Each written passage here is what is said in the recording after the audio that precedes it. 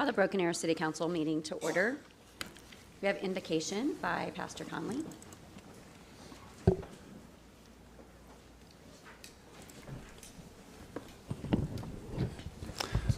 Let's bow our heads and pray.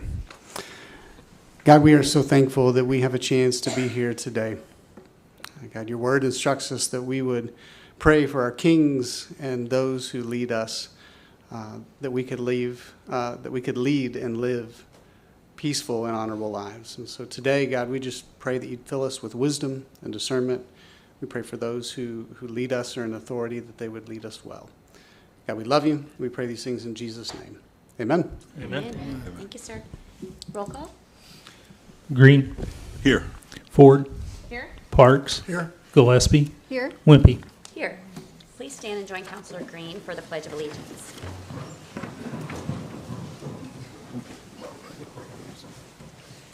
All right. Attention. Salute. Pledge. I pledge allegiance to the flag of the United States of America and to the republic for which it stands, one nation under God, indivisible, with liberty and justice for all.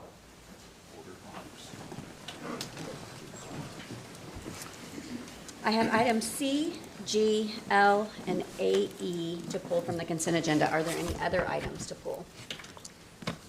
What was it, CG? L and AE.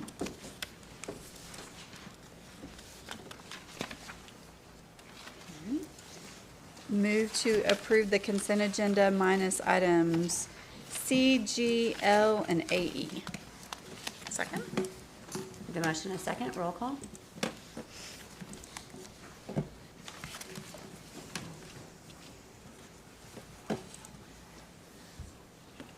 All right. Item C is an approval of the Drainage Advisory Committee meeting minutes. No? Just Yes. Yeah. We're going to do that. Thank you, Mayor. Council, we've discovered some errors in those minutes, so we would just like you to not take any action on that item, and we will bring those minutes back to you once the errors have been corrected. Okay. Item G is approval of and authorization to execute a proclamation declaring the week of May 19th through 25th as National Public Works Week.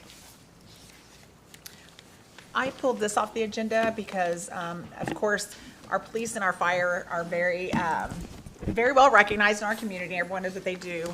But just like how we highlighted our telecommunicators not too long ago, I thought it was also, I didn't put this on the agenda, I just pulled it off the agenda. But I think someone was also going to come and talk to us about some of the highlights that maybe we had last year. Is that happening, Lori? Casey? Maybe not. I'll read the proclamation then. We did a lot of really great things, let me just tell you. Okay, we do, okay. Come on down. Come on down. I just thought it'd be good. I mean, they do so much, it's hard to, but I just told them if they could just share a little bit with the past things that we did and the things that we're maybe have going on. Absolutely, absolutely. Mayor Wimpy, Vice Mayor Gillespie, and Councilman and Mr. Spurgeon. Mr. Robbins and I were here tonight to represent 30,000 plus people that belong to the APWA Association. And this year's theme of the APWA is the American Public Works Association, is advancing the quality of life for all. And I think that echoes here in Broken Arrow for sure. Our community provides a lot of services like transportation, water, sewer, stormwater, public building, the list goes on and on.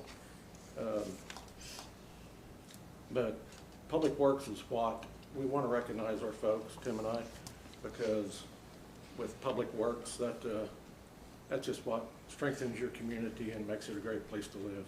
Absolutely. Really does. Yeah, absolutely. I'd like to concur everything that Tim said there. And, you know, as the team of Tims, we wanted to really come up and present this. Very nice. It's really important to recognize our crews out in the field here and across the country. You know, there's a lot of elements of danger in their day-to-day lives, and it's easy to overlook that. So we greatly appreciate the risks that they put to make sure that we have water flowing in our houses, and that everybody's toilet's flush. It's definitely a luxury, and we enjoy having that here. And our crews work very diligently, and the streets that we drive on to be able to get to and from work and make this economy as amazing as it is. So, And you guys work all hours of the night. absolutely. You know, we got text messages last night because of an issue that was going on, so we appreciate you guys and all of the hours you put in.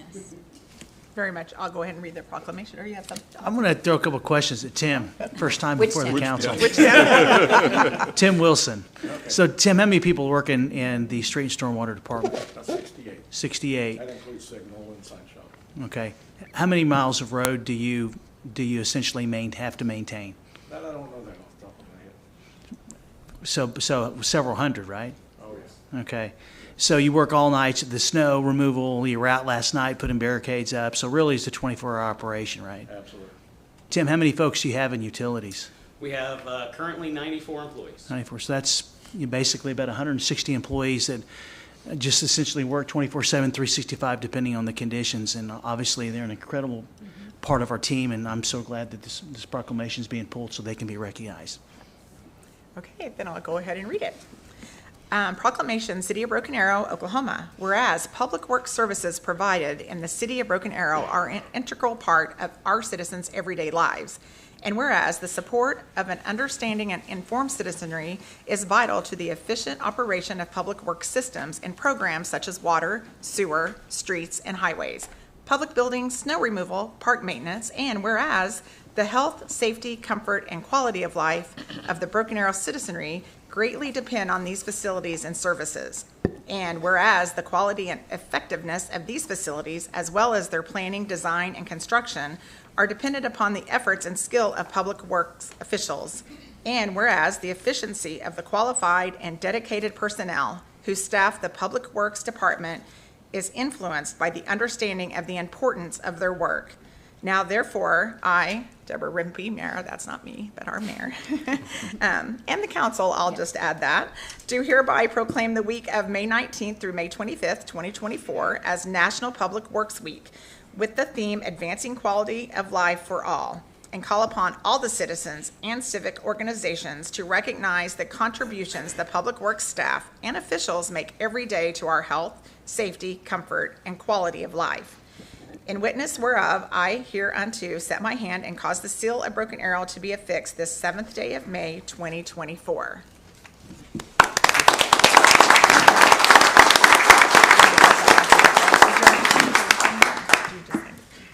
Do you want to You just, done a picture? Yeah, we get a good picture, yes. do you want to all go down? Let's all go. Let's all go.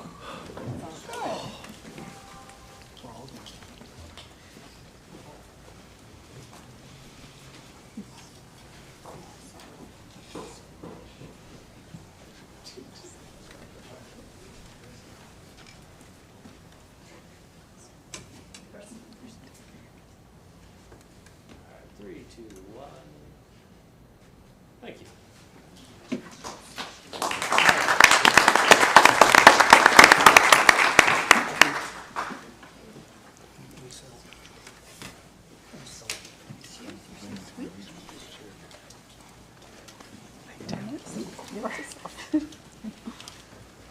It's probably never been this quiet before. All Madam right. Mayor, Yes, sir. before we proceed, may I have a point of personal privilege?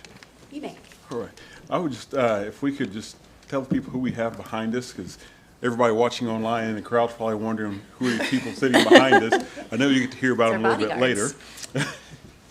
So we have our youth city council that are going to graduate from youth city council tonight, our seniors, and they were our mayor, vice mayor, and council members that were a part of the youth council. So we're going to present them with their certificate soon, so they're going to guard us from behind until then.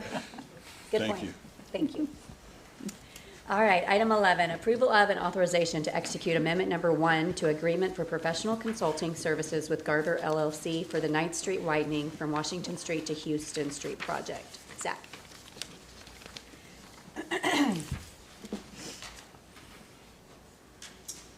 Evening, Mayor, Vice Mayor, and Council. As part of the 2018 Go Bond package, the 9th Street widening from Washington to Houston is currently in design to be widened. The project has a few challenges. There's been some difficulty acquiring right-of-way, as well as if you'll think there's a railroad crossing towards the northern section of the roadway. That application process has stalled a little bit. So in order to speed up the project and just design and build the Washington and 9th Street intersection first, then move into the rest of the mile from Washington down to, or up to Houston. Where staff is recommending that the project be broken into 2 sections, and resulting in this amendment with Garver, the current design consultant, for $45,450. So you're saying it'd come from the south up to the railroad? No. So this amendment would just be to break out the intersection, specifically 9th and Washington. Just that intersection? Just the intersection, and then we would build the rest of the roadway Okay. as a different package. This way we could move to construction quicker since the railroad has no impact on the intersection. Mayor, if I can, I would just want to applaud Kenny and Zach and Charlie for looking at this, because that area is fast-growing, and there is a lot of challenges that intersection, and so I think this is a great decision to pull this out, and get it done, and then we can finish up the road, so I'd recommend approval. I'll make a motion to approve. I'll second that motion. I have a motion and a second. Roll call. All right. Item AE, approval of PUD 1405, planned unit development for Aspen Ridge Business Park North. Hi, Amanda. Hello, good evening, Mayor, Vice Mayor, Council, Mr. Spurgeon. PUD 1405-2024 is a proposed PUD for Aspen Ridge Business Park North. This contains 7 lots on approximately 9 acres. Property is located a 1/3 mile south of Florence Street and east of Aspen Avenue. The conditional final plat for this project was also on the consent agenda this evening. This PUD is mainly to allow for private streets within the development. Private streets are not permitted outside of a PUD. The PUD does state that the property owners of lots, Lot 1, Block 2, and Lot 1, Block 3 of Aspen Ridge Business Park North would be in charge of maintaining those private streets to the City of Broken Arrow standards. Additionally, the PUD does decrease the minimum frontage requirement along the Aspen Street frontages from 200 feet down to 100 feet. This item was considered by the Planning Commission on April 11th and recommended for approval per staff recommendation. So we are also recommending approval this evening, and the applicant is here if you have any questions. I just wanted to come, I asked for it to be pulled. I wanted to make Steve come talk, so, no, I'm just messing. I'll come talk. It's just a high profile, like, anything that's done there. Right. Like, the public is on social media, like Googling, figuring out what's happening. Right. So I figure, I mean, they literally announce on South Broken Arrow Neighbors, whatever, before we ever get to, because they've Googled something. And so I just wanted to see if we know if there's anything we can say about what's happening there. I can tell you, no, you can't say anything yet. Thank you. I think what's important to know is this is a continuation of our belief in the South Broken Arrow retail structure, in that I went and purchased the land of Core Church for $2 million cash. And we're taking that down, we're dividing it up. We have a tremendous amount of interest in there because it is a separate entity than Aspen Ridge that everyone's familiar with Reesers. Aspen Ridge operates under one LLC group. This operates under a separate LLC group with different restrictions. Mm-hmm. So it kind of frees it up to bring in some other retailers and uses. I can tell you that we have so much interest that we almost have it sold out. Which is great. Yay. We'll see probably dirt moving before the end of the year on that property, and you guys will love what's coming. So I wish I wasn't under so many non-disclosure agreements that I can't discuss it, but it's a great project, and it's in a flow. It's going to connect into Aspen Ridge there by the come and go and behind Reesers, and then it will also eventually connect in over by the apartments that are coming. And it's going to tie the whole thing together, and we're holding to the same design standards as we are at Aspen Ridge. Okay. So when should we invite you back for the announcements? I tell you what, I have a secret source, and that is I send my text to Mr. Spurgeon, and Mr. Spurgeon decides when they get announced. You'll really? know as soon as I know. So anyway, I'm more than happy to answer any questions. And this is located to the north, just for Immediately public north record. behind Reesers. Yeah. All right, good Yeah. deal. Yeah. Thank you. Exciting. Anything? Thank you. I'll make a motion to approve item AE. Second? We have a motion and a second. Roll call.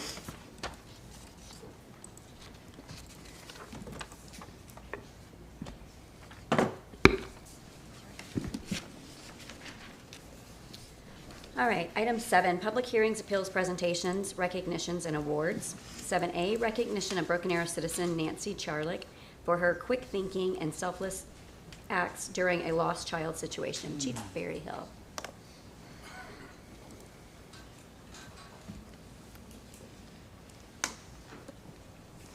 Mayor, Vice Mayor, Mr. Spurgeon, City Council. This is Ms. Charlick. Normally I would read this entire long, boring thing, but I think we have a video that we're going to show instead. Oh, nice. It was just like any other day. A call came in about a lost child, and we do get those decently frequently, but they usually are easily resolved. The information given to us by dispatch indicated that the child was special needs and was nonverbal. There was a little boy in our neighborhood walking, had no pajamas on, or had pajamas on, no shoes, iPad in his hand. I said, "Hey buddy, come here." So I grabbed his hand and he walked over to me and I put him in the car. I went home and I called the police. Rather than, keep going about her day, she chose to take the time to stop and try to help this little boy, which proved to be really valuable. She went above and beyond to help this child just be comfortable while she waited for us. One gentleman officer asked if I knew anything about iPads, and I don't. But he eventually found a number on that iPad that he could call and, see if we could get him back to where he needed to go. In the meantime, my friend was driving around the neighborhood and ran across the dad that was looking for him and just followed her back to the house.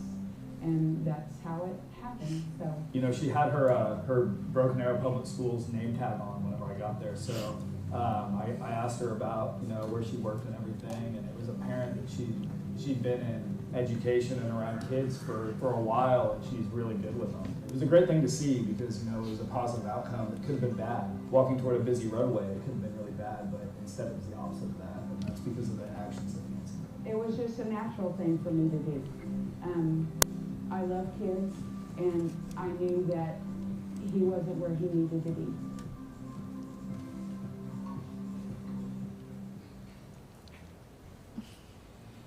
So Ms. Charlick is a fine example of a citizen and a great employee of the Broken Arrow Public Schools.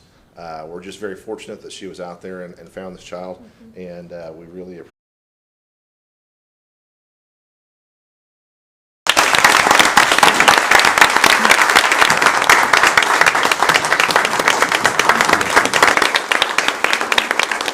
Thank you, and I appreciate it. I didn't do this to get recognition. I did it because I love my community and I love kids. Okay. All heroes say that, you know that.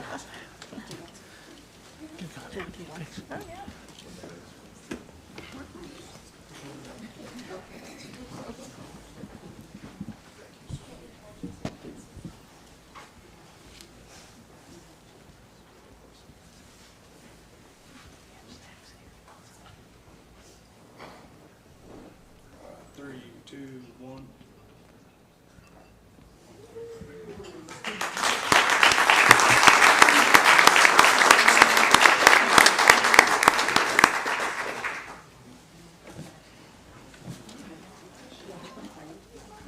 I'm not wanting photos off.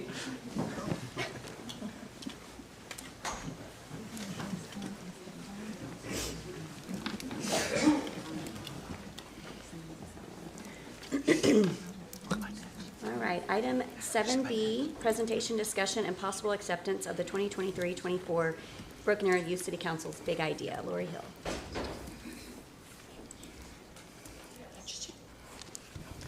Well, you all put me after a really tough act to follow on that one. My goodness. Good evening, Mayor, Vice Mayor, Council, Mr. Spurgeon.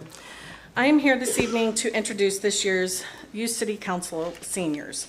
In just a minute, they're going to be presenting their big idea project as part of the curriculum of the program. Before I bring them up, I would like to introduce them to the audience. So we have the following seniors here. We have Mark Lawson, who is the Youth City Council mayor. We have Victoria Williams. She is the vice mayor. And then we have three city councilors, or youth city councilors that go to Broken Arrow High School. One could not be here this evening, and that's Ava Skipper. Then we have Parker Wagnon and Philip O. I told them earlier today this is a bittersweet time for me because I've only got to know them over the past year. I politely asked them today if they could fail a class so I could have them another year, which they politely declined, which I was very disappointed. But these students before you genuinely are going to be world changers. I told them to keep my contact information. I want to be their mentor. I want to be the person they bounce ideas off of. I can speak for the City Council as well. We want to see you succeed in this community, and we appreciate all that you've done the last 3 years to give of your time to be in the program. So as part of the Youth City Council experience each year, students are asked to research and select an idea to present to the City Council that would benefit the City of Broken Arrow.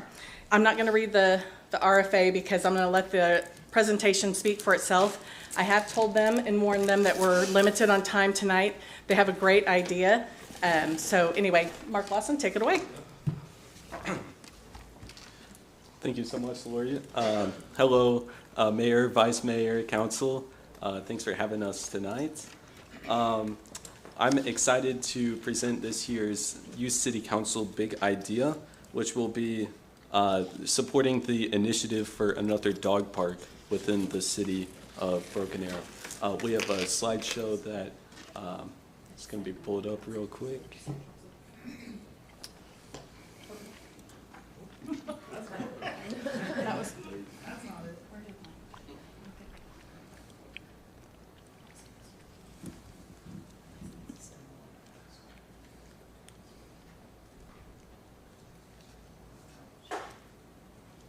They have a copy of it in front of them while we're looking. Okay. So go ahead.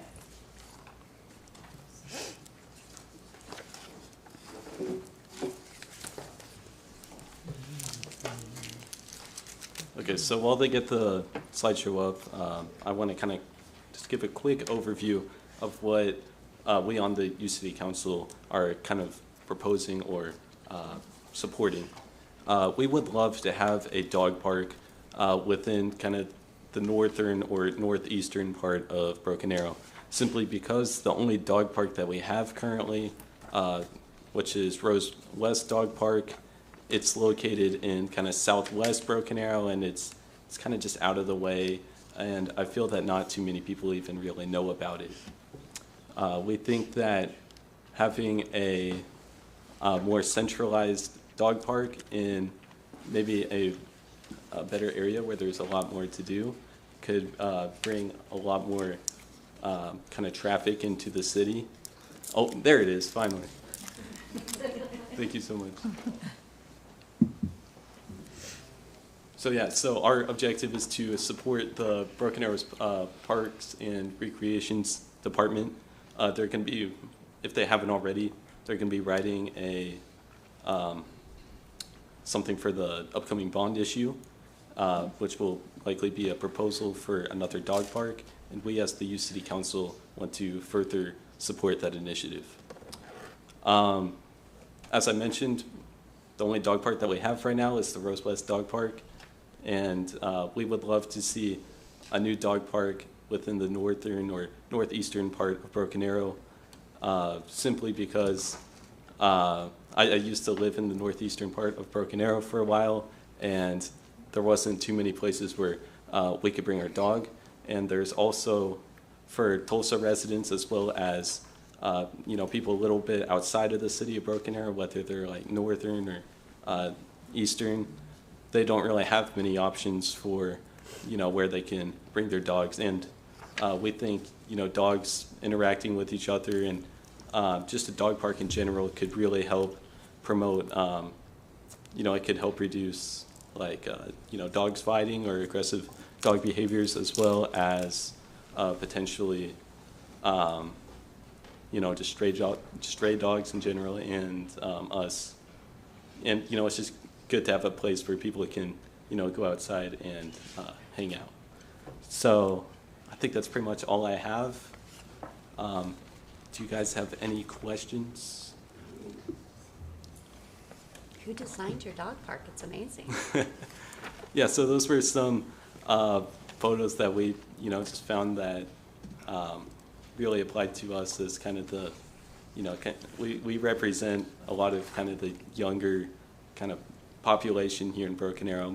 Pretty much all of us go to Broken Arrow High School, and so we really wanted to give some input on a dog park from kind of a younger generation's perspective.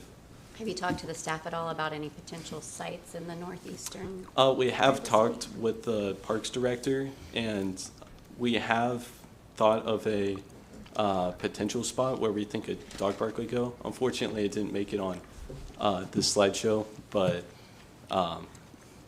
there are definitely some available spots that could work really well as a dog park. So. What kind of budget do you have for this dog park? I'll have to get back to you on that one. I think one of the main things is looking at, they mentioned to me, is that you have to drive so far to the dog park that we have in the other part of the city. That's what I was saying. That's what I was South side. Yeah, it's like Everybody- less than a mile from my house. Everybody don't live down there. Yeah. But, so in the other part of the city, you know what I mean? It would be great because the people really do appreciate their dogs. Yeah. And we want to honor them, in the city, so. Yeah. I think we can work to try to come up with a. Yeah, to add on to that, it's not just Broken Arrow residents that don't have access to a dog park. It's also Tulsa residents, just residents kind of north of Broken Arrow. So I feel if we, put You together. want Tulsa people to bring their dogs to our city. Yeah, exactly. Bring in revenue. And their money, so they can. And spend their money. I mean, They yeah, eat under lunch tax too while dollars. they're here.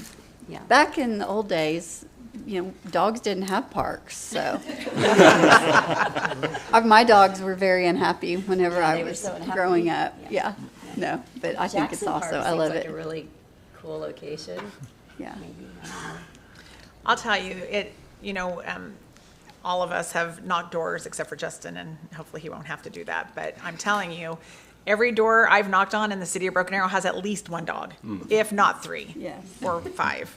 And so I could see for sure where there would be a need for another dog park. Would the youth city council be willing to come to our bond meetings to try to promote this idea? Because that's where the public bond meetings is where it all kind of gets hashed out. And so Yeah, I'd be interested. bringing it to us is one thing, but coming and advocating for everything That's to right. make Great your idea. project win would be Yeah. would be what I would suggest. That sounds great. Well, I'm pretty confident that next June, the council's going to get a Parks and Recreation package that will include a potential dog park, and then it becomes a matter of the community coming out, just as the council member said, to determine the importance of that. And plus, we'll be asking some micro surveys, so that's a question we can certainly ask, but there's no question there needs to be a dog park in the northern part of our city. Do any of your other council members have anything they want to add? Oh, sorry, I didn't mean to cut you off. I know just speaking with you guys a lot, you're big on retaining a lot of our youth post-high school and wanting them to come back. And I think proving to the citizens that you're willing to invest in open green spaces for the betterment of the community will really help out the youth and show them, that we're a forward-thinking city and willing to do such things and have them coming back, getting jobs, and supporting our economy. Thank you. Great. All right. Victoria's like, I'm good. Like I said, Good world job. changers. Yes. If I can have the youth city councilors come down here, they're going to present you with your certificates.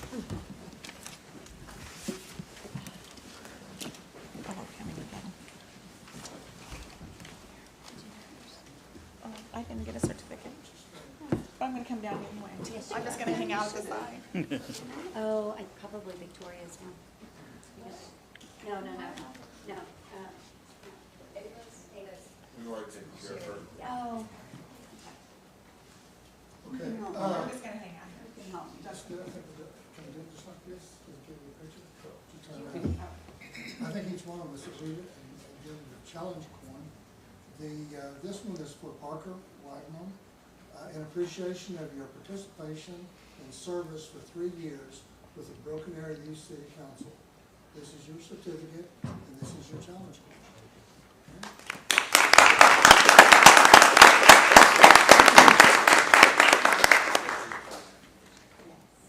So your certificate of recognition, Mark Lawson, in appreciation of your participation and service for 3 years with the Broken Arrow City Council. There's your certificate. And give me your challenge coin. Shake my hand.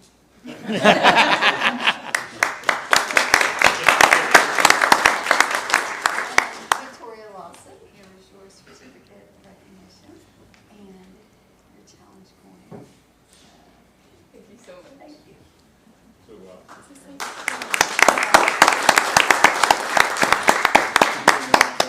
Mr. Parks and myself get to serve as the city council representatives to you, city council. And it's been a true honor and pleasure getting to work with these young people. And I know Lori said that, they're gonna go far, and I agree with that. She wants to be their mentor and so on and so forth, but I just want them not to forget me when they get big time. I've seen the potential of these young people. We spend time with them. We've traveled to Washington DC with them, and I know that they're gonna go far. They're gonna do great things, and I want to remember us little people when they get big. So here's a presentation to Philip O, and it says the same thing as all the other ones. So congratulations, Philip. Here's your certificate and your challenge form.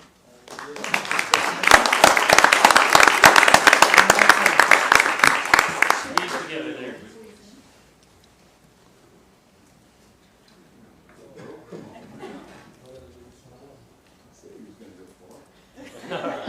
Three, two, one.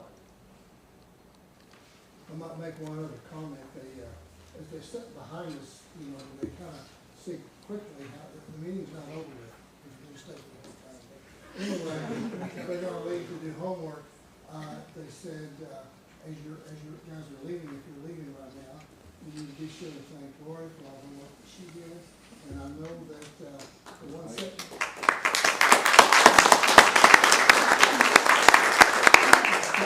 behind me said, "Oh, there's Michaela." So they was excited. So we should rely on that.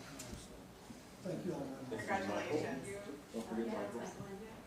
Yeah, it's Michael. He had a band thing, yeah. Mike also worked with you, so council does a great job. So. Thank you guys. Great job. All right.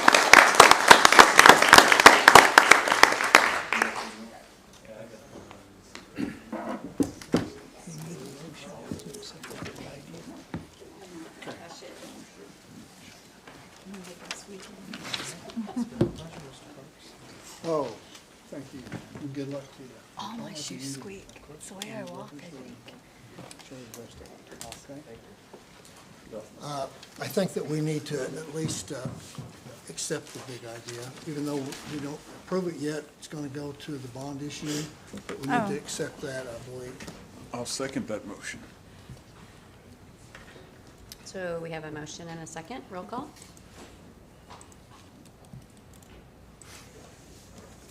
They didn't even stay to see that it passed. See ya. Like, we are I'm out like, of they're here. gone. Wait. I'm sure they're gonna watch it when they get home. I'm Yeah. sure they are definitely going to do that. Item 7C, presentation and annual programming update by the Broken Arrow Veterans Center. Lori Hill. I can say that graduation is next week, so I know a lot of them are trying to wrap up things for school, so.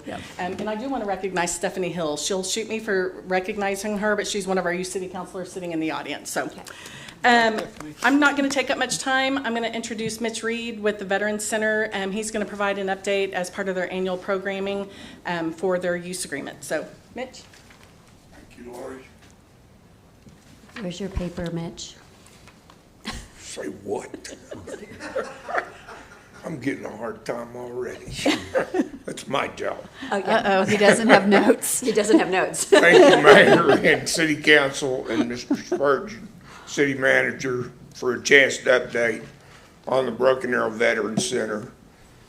In the last year, our ODVA service officer with weekend acts on doing new stuff that's coming down the pike for veterans, has seen in the neighborhood of 1,100 members to veterans that needed assistance. So we're proud of that number from him. And we're starting to do some more fundraisers. VFW's doing a pancake breakfast.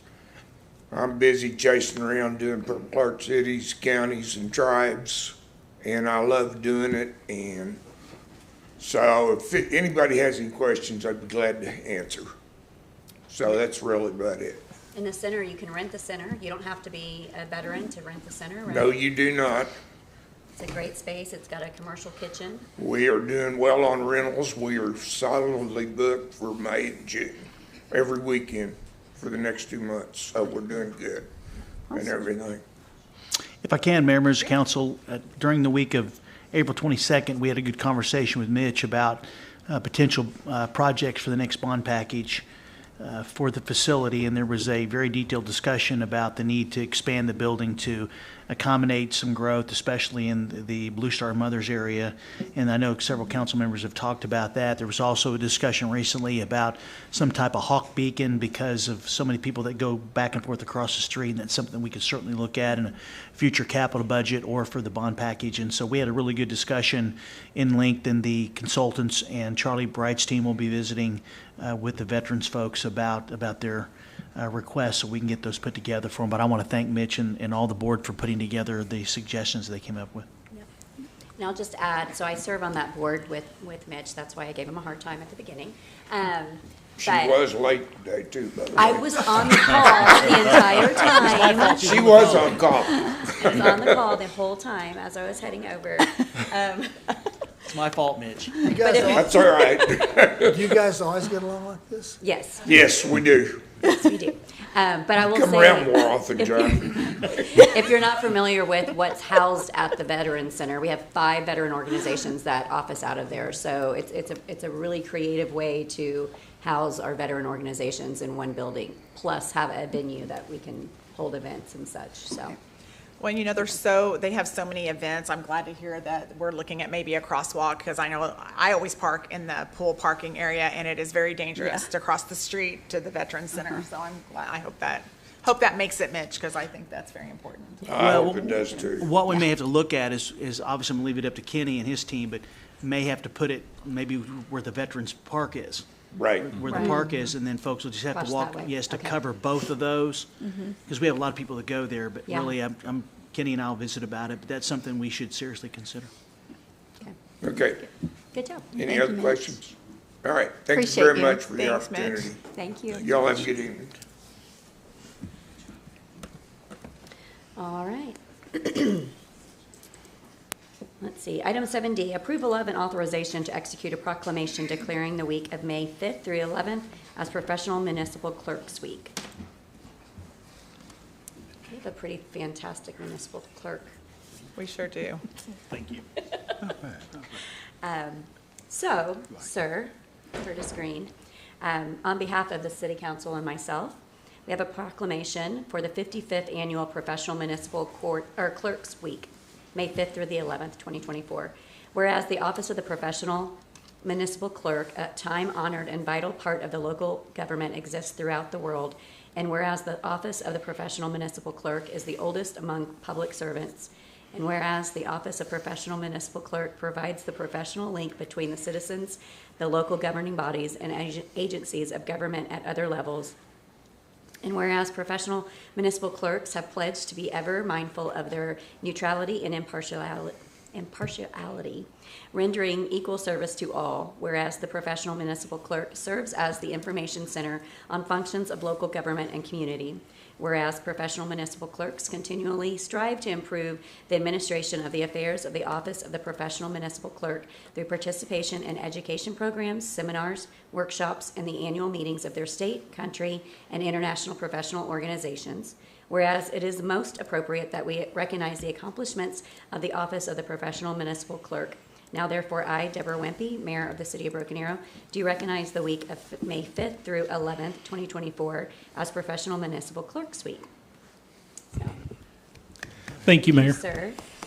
I would. Yes, thank you very much, Mayor and Council. I would certainly be remiss without, mentioning my staff, two of which couldn't be here this evening, but Lisa Blackford is here. And certainly everything we do is, we do a lot, from enrolling the ordinances and resolutions to open records request and making sure you have all your information to make your legislative decisions. But none of it could be done without the folks in my department. They're amazing. My role is just, call a timeout every once in a while, but they get it done. So thank you for recognizing us. Absolutely. Well, and he knows how much I love to say whereas, and I think he put professional municipal clerk in there 75 times on purpose, so.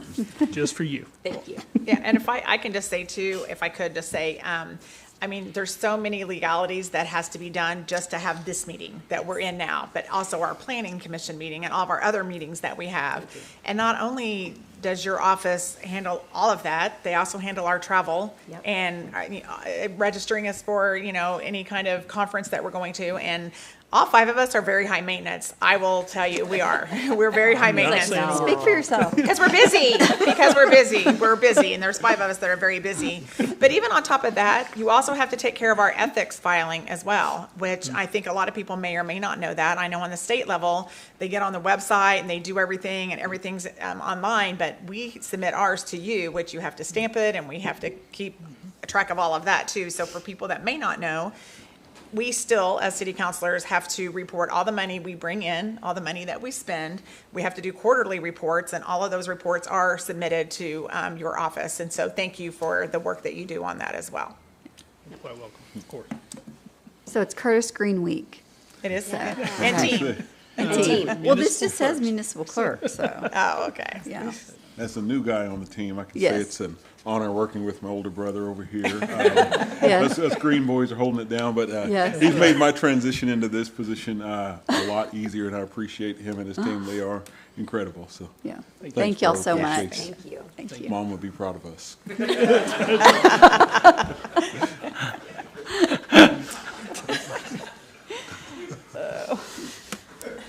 And I wore my jacket in your honor today. I appreciate that. Okay. Item 7E, approval of and authorization to execute a proclamation during the week of May 19th through 25th as National Travel and Tourism Week. We should go somewhere, he said. All right. Can we go now?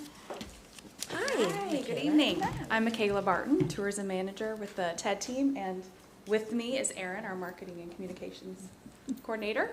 And we are just happy to have the opportunity to talk a little bit about tourism.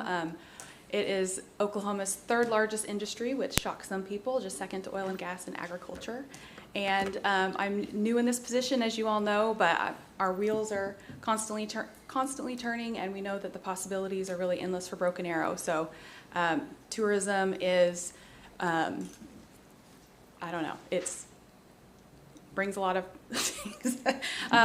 But we're true believers that if you build a place that people want to come visit, that you're also building a place that people eventually want to come live and build business. So we appreciate all the support, and I'm sure we're going to be coming back with lots of fun things for you to think about. Yes. And I don't know if you all have seen the commercials. I asked if we could, I don't know, do we have the commercial? I thought I'd ask for that. I thought I'd ask for our commercial to be played because it's really good. Jules is in it. Did y'all know that? Yeah. Jules is in it. So anyway, Celebrity. if you are on Facebook, it should show up in your feed. The one we've at all. had for a long time? No, it's a new tourism one. Oh, I It haven't says seen it. Aaron. Somehow.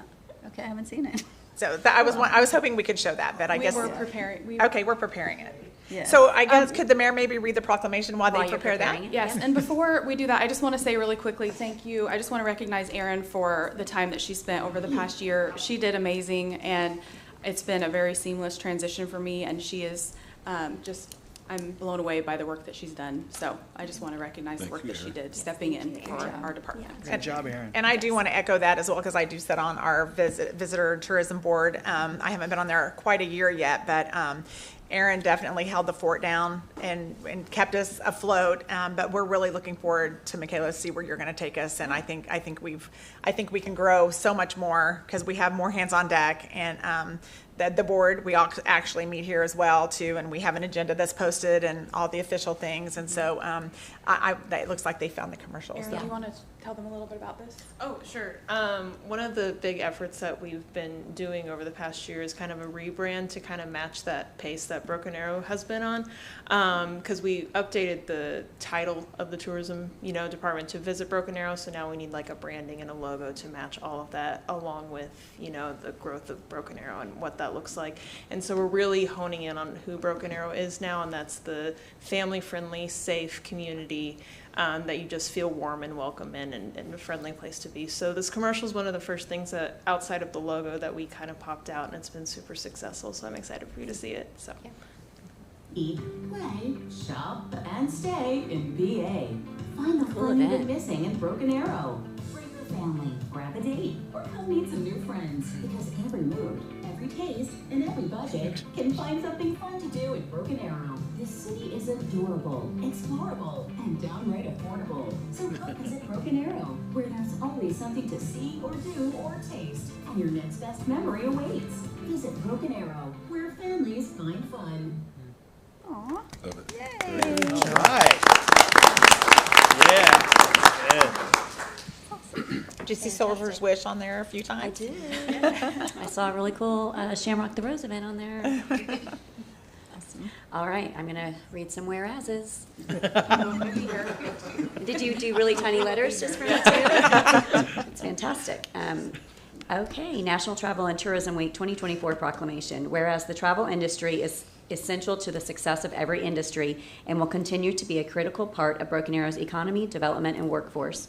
Whereas travel is an economic powerhouse for every state and destination across the country, and with an economic output of $2.8 trillion, supporting 15 million American jobs.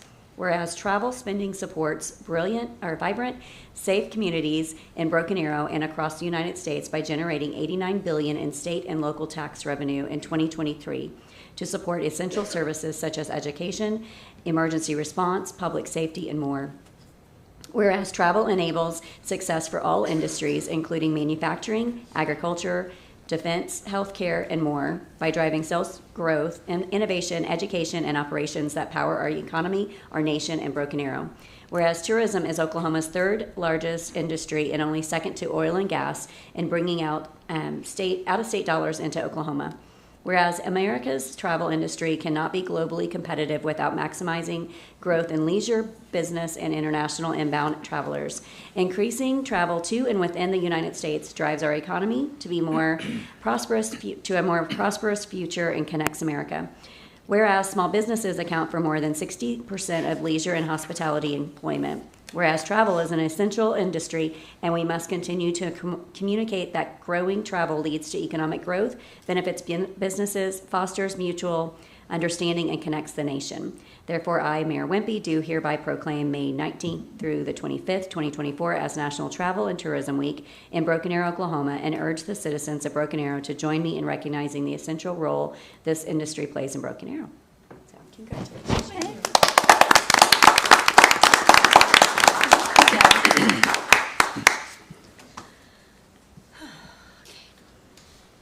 All right, item 7F, notification of approval for the street closure of a portion of 23rd Street, County Line Road, and just north of Quail Hollow Apartments Drive to the south side of 61st Street for May 14th from 4 p.m. to 10 p.m. for Broken Arrow Public Schools graduation. Grant Whistle.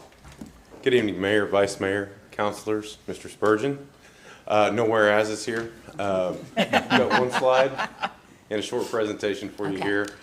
Just really, this is for notification for your purposes, to let you know what's going on up at the high school. There was a different slide that I think you uploaded. I think I saw it on the home screen. There you go. That's the one. If I can figure out how to run the laser pointer. Yeah, perfect. Okay. So basically, next Tuesday night is Broken Arrow High School graduation. We're going to utilize a similar plan to the one utilized in 2022. So Tuesday, May 14th, 23rd Street, County Line right here, you can see. The intent here is to close 23rd at these two yellow marks here. Plan's very similar to 22, like I said. The makeup day, and just in case there's a rain out on Tuesday, will be Wednesday, May 15th. Okay. The businesses at 23rd and Albany have been notified.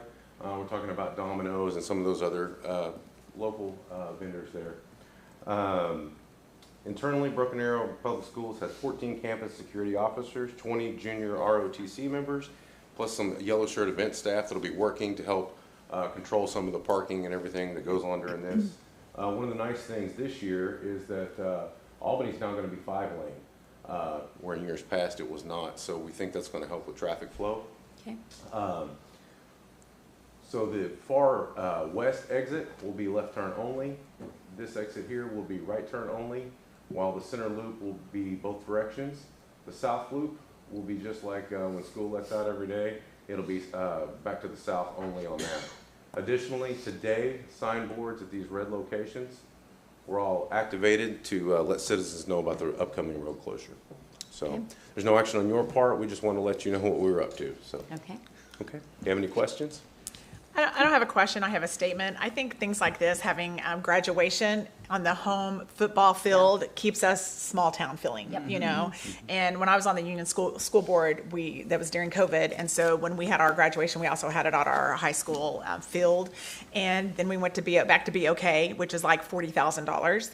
And then now I saw that Union's also doing theirs back on the football field, because the kids love it. The kids love being out on the football field. So thank you for doing that. I'm sure with the widening of that road, it's gonna make things easier, and sounds like it's totally under control. And congratulations to all the graduating seniors. Yeah. Thank you all. You're welcome. Thank you. Citizens' opportunity to address the council, there are none. Item 9 in general council business. 9A, consideration, discussion, and possible appointment of 2 trustees to the Oklahoma Municipal Assurance Board, and approval and authorization for the mayor to execute the official ballot. Curtis Reed? Thank you, Mayor and Council. The Oklahoma Municipal Assurance Group is a provider of general liability, auto workers compensation, property and risk management services for Oklahoma cities and towns since 1977. It's governed by a 7-member board nominated and elected by its members. The city's been a member of OMAG since 1982.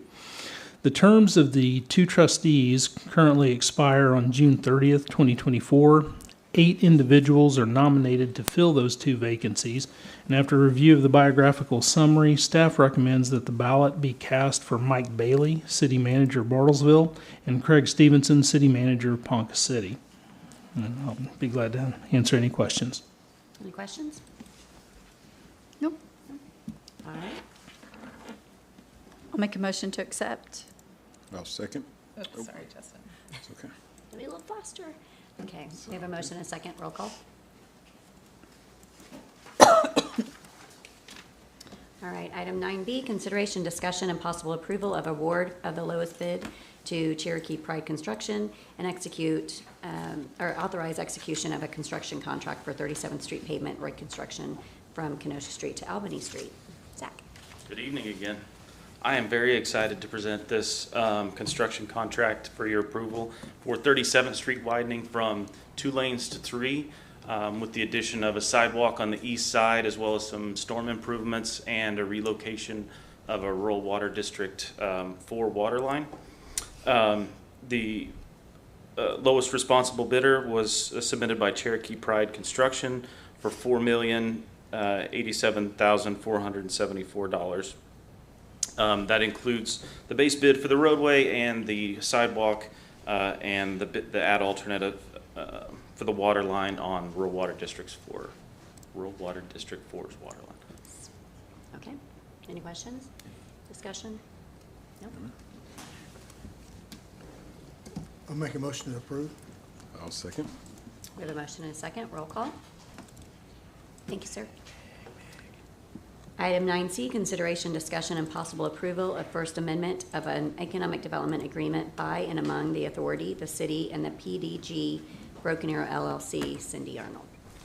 Good evening. This is the First Amendment for the Economic Development Agreement for the Adams Creek Town Center, which is a proposed development located approximately 1/4 mile north of East Kenosha Street and west of County Line Road. The development has an expected capital investment of $37.1 million and has comprised of stores new to Broken Arrow retail and restaurant. On June 19, 2023, the Broken Arrow City Council and the Broken Arrow Economic Development Authority approved the Economic Development Agreement between the City of Broken Arrow and PDG Broken Arrow LLC to incentivize the development of 22 plus acres.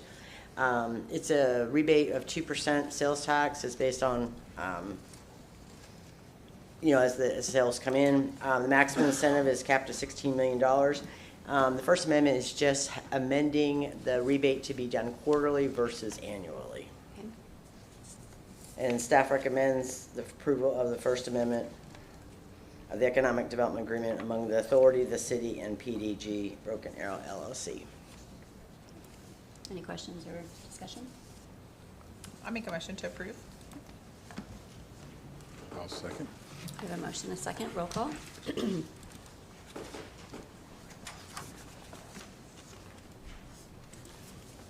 All right, thank you.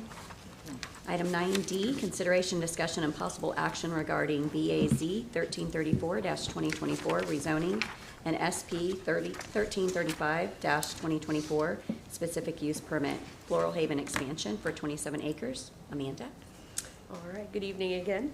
This rezoning and specific use permit request is to change the zoning on 27 acres from A1 agriculture and R1 single-family residential to A1 with the specific use permit.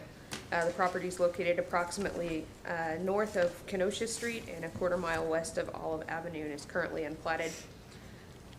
The specific use permit is to allow for the expansion of Floral Haven Cemetery, which is directly east of the subject tract. According to the zoning ordinance, the cemetery is only allowed in the A1 district with a specific use permit. It's the applications before you.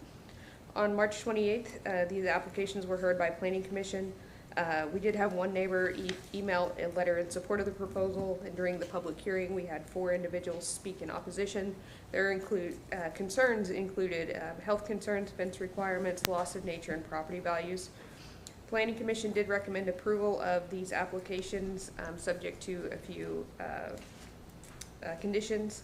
One being a new legal description being submitted that was similar to the proposed development area in the conceptual site plan. That has been done. So originally the application was for a larger area. They did bring in an application to reduce that area to the interior portion.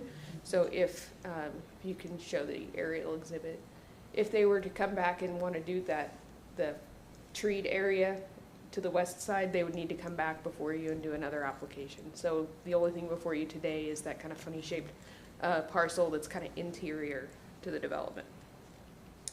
The second condition was that plating be waived subject to all necessary utility easements and right-of-way being dedicated, and an opaque screening fence being required along the property boundary where the specific use permit abuts a neighboring property.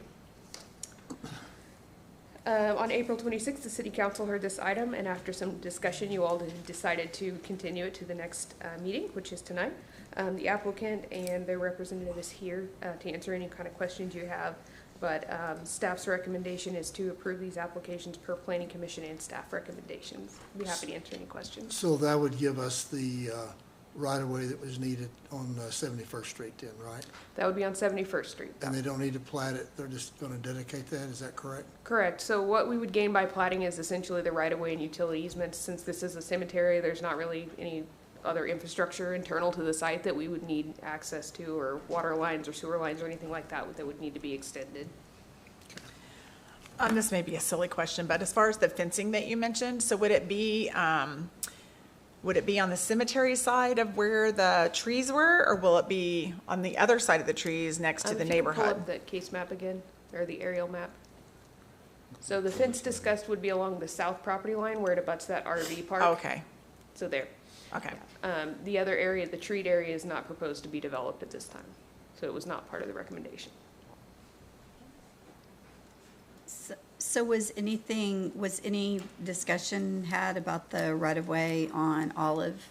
Rocky Hinkle, our director, did have those discussions, and the applicant's here to talk with you about that. Okay. All right.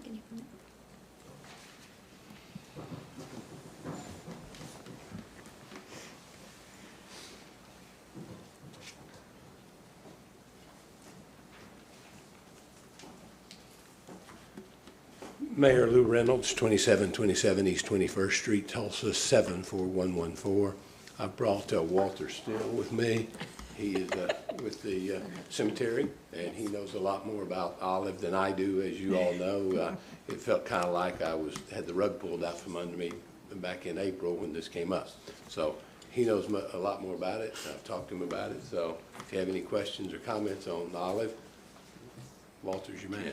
All right. Well, good evening. I don't have to introduce myself, but you guys go right ahead. I want to answer all of your questions regarding that. Now, I do want to point just quickly that what we're proposing today is separate from what we're talking about with 129th and the expansion of that road. And we actually do support the expansion of that road. We just know that there's a valuation that came in that was different. We understand that it was shocking to you all, but I hope to educate too and explain that the way we value cemeteries is very different than other properties. And so it's very difficult for sometimes people to understand that. And I just would tell you, as I speak and answer all of your questions, I also speak for people who cannot speak for themselves. And so the families that have people laid to rest there are a responsibility that I take very dear to my heart. And so I want to answer everything, and I'll spend as much time as you need. So go right ahead. So are you saying that when you said this one doesn't have anything to do with the other, are you saying that the properties aren't going to be connected? Well, so the eminent domain property is not touching the property that's on would be on the west side. The property that we're talking about that you're seeing is behind the Last Supper feature. If you're familiar with our gardens and you know that Last Supper feature, this is the area just behind the mobile home park, and there's been a recent dispensary there as well. I know that there were some concerns from the community, and I will tell you that the perpetual care that we'll care for these grounds forever, essentially, with that perpetual care dollars, is something that we have families that jog through our parks. We have people that are walking through there daily. And quite frankly, even some of you all own property there as well. So it is certainly to beautify and give us the ability to care for our community in the future. But when you look at property in that nature, you have to remember cemetery spaces are broken up. In the world of cremation today, often you'll see boulders and things. So very small amounts of land can be very expensive. We don't shy away from that. We educate on it. And I simply tell you the reason it's expensive is because I have to care for it forever. If I said I was going to come to your home and I wanted you to build me a small room and I wanted you to paint it, keep it, mow it forever, it would cost a lot of money. You'd have a hard time evaluating that. And I think that's where the commissioners had some challenges as well. So, okay, I just want to make sure there was not a road, it's not going to be connected. Is that what you're saying? So what you see, essentially, yeah. This will be eventually part of the cemetery. Okay. And it abuts it on its west side and down to southwest corner. Okay. And from a legal perspective, there's not what we could call a nexus, is what our Supreme Court said, between what's going on Olive and what's going on over here on the southwest corner. And so they're to be treated separate and apart. Oklahoma statutes even go further and talk about there will be no required dedications in connection with zoning, except like in, say, the platting and your street improvements along 71st. We've actually already dedicated, I think in my title check, we've dedicated the right-of-way some time ago for 71st Street. That's been so, but if you need more, we're going to dedicate more. We've obligated ourselves to do that in connection with this zoning. Well, okay, so I just want to make clear what my question is, because whenever, I'm not trying to make anything more difficult, but our fiduciary responsibility is to the citizens of Broken Arrow. And so that's who I answer to. And so when I asked the question, because it was saying that it doesn't have the request doesn't have any frontage on that road, but it's all connected. So if you add more traffic, you're not requiring all the traffic that goes there to come in off of 71st. So they might be coming in off of Olive. So I can't, I'm not, that is my whole thing, is it's like, we're not saying, well, if you're going to go to this part of Floral Haven, you have to come in off 71st. We're not saying so that at all. it could potentially increase traffic Sure. on Olive. Right. And that is what, I mean, and right now, all we're trying to do is widen Olive. And it's I mean, and one little piece of right of way is costing us $1.6 million, and we're just trying to widen a road that our taxpayers voted for us to widen. And And that includes your users of your cemetery. yes. But I heard you mention, your responsibility to those who are laid to rest. Are you saying that the property that the city is requesting has people laid to rest on it? Or you're going to be using it for that purpose? So, no, but when you talk about bringing the road closer, when you have families that are visiting a grave, those will be the families that are calling me to express their concern. We've had cars that come through our hedges. We've had, that's going to happen, and we understand that. However, we need to be mindful. The property that was being taken for 129th, like I said, when the commissioners came out and they looked at that, it was important that I just believe that the valuation that caused the trouble, I would say to this council, please, open up the lines of communication to our home office. They are open. Once the valuation came back, it got quiet. And I was told that they are open to negotiation and discussion about the property. But you do have to understand the amount of dollars that they have put into that property in acquiring it. And those properties, we have boulders that have sold right along that line for the area of, anywhere from $10,000 to $14,000. When you think of a piece of property that has a vault, a memorial, and more importantly, someone's loved one, yes, it's certainly something to consider, and that cost has a value to the business as a whole. And the business has to make a decision to say, what is their value? And I think that truthfully, I stand here before you and say, I just think it's needs some conversation, and I think you could meet in there. I think we were actually under the impression, or were told possibly, that your local office there wasn't a discussion that could be had because it was above you guys that made the decision, and it was basically final. So maybe we were misunderstanding what the scenario is. Well, I would just tell you, they would never not talk to you about a business decision. If there's something that they could come to an agreement, I think they'd be really interested. I would tell you that the 71st Street, where the culvert is, was one of the points that became an issue because it is the entrance to Floral Haven, and it does take back into that area, and the beautification of how that would look. So I just want to clarify what I'm saying here, because I don't want people to think what we're asking for is to move anyone's current place of rest. No. We're not asking. That's what it made it sound like when you said that we were dealing with the place of someone's rest. But also you're concerned with the traffic and the problems being close to your cemetery. Widening the road is going to assist those people coming to your cemetery to visit, as well as would cut back on the traffic issues that may occur in that intersection. So it would be to the benefit of everybody to come to some kind of mutual agreement. It would, sir, it would be to the benefit of me, Mr. Green. I drive that road every day as well, right. And I pull out onto 129. I understand that, and we do. That's why I say, quite frankly, I think there is something to be had there. No disrespect in saying, just this property, this one's my dream. It's the one that I said, hey, we could beautify that and turn it into something amazing. Whether the agreement can be made with our home office on what happens on 129th, I don't have control over. I don't own the business. Sure. Yeah. But I'm going to tell you that to the families that are backing up to that is a creek that runs along there.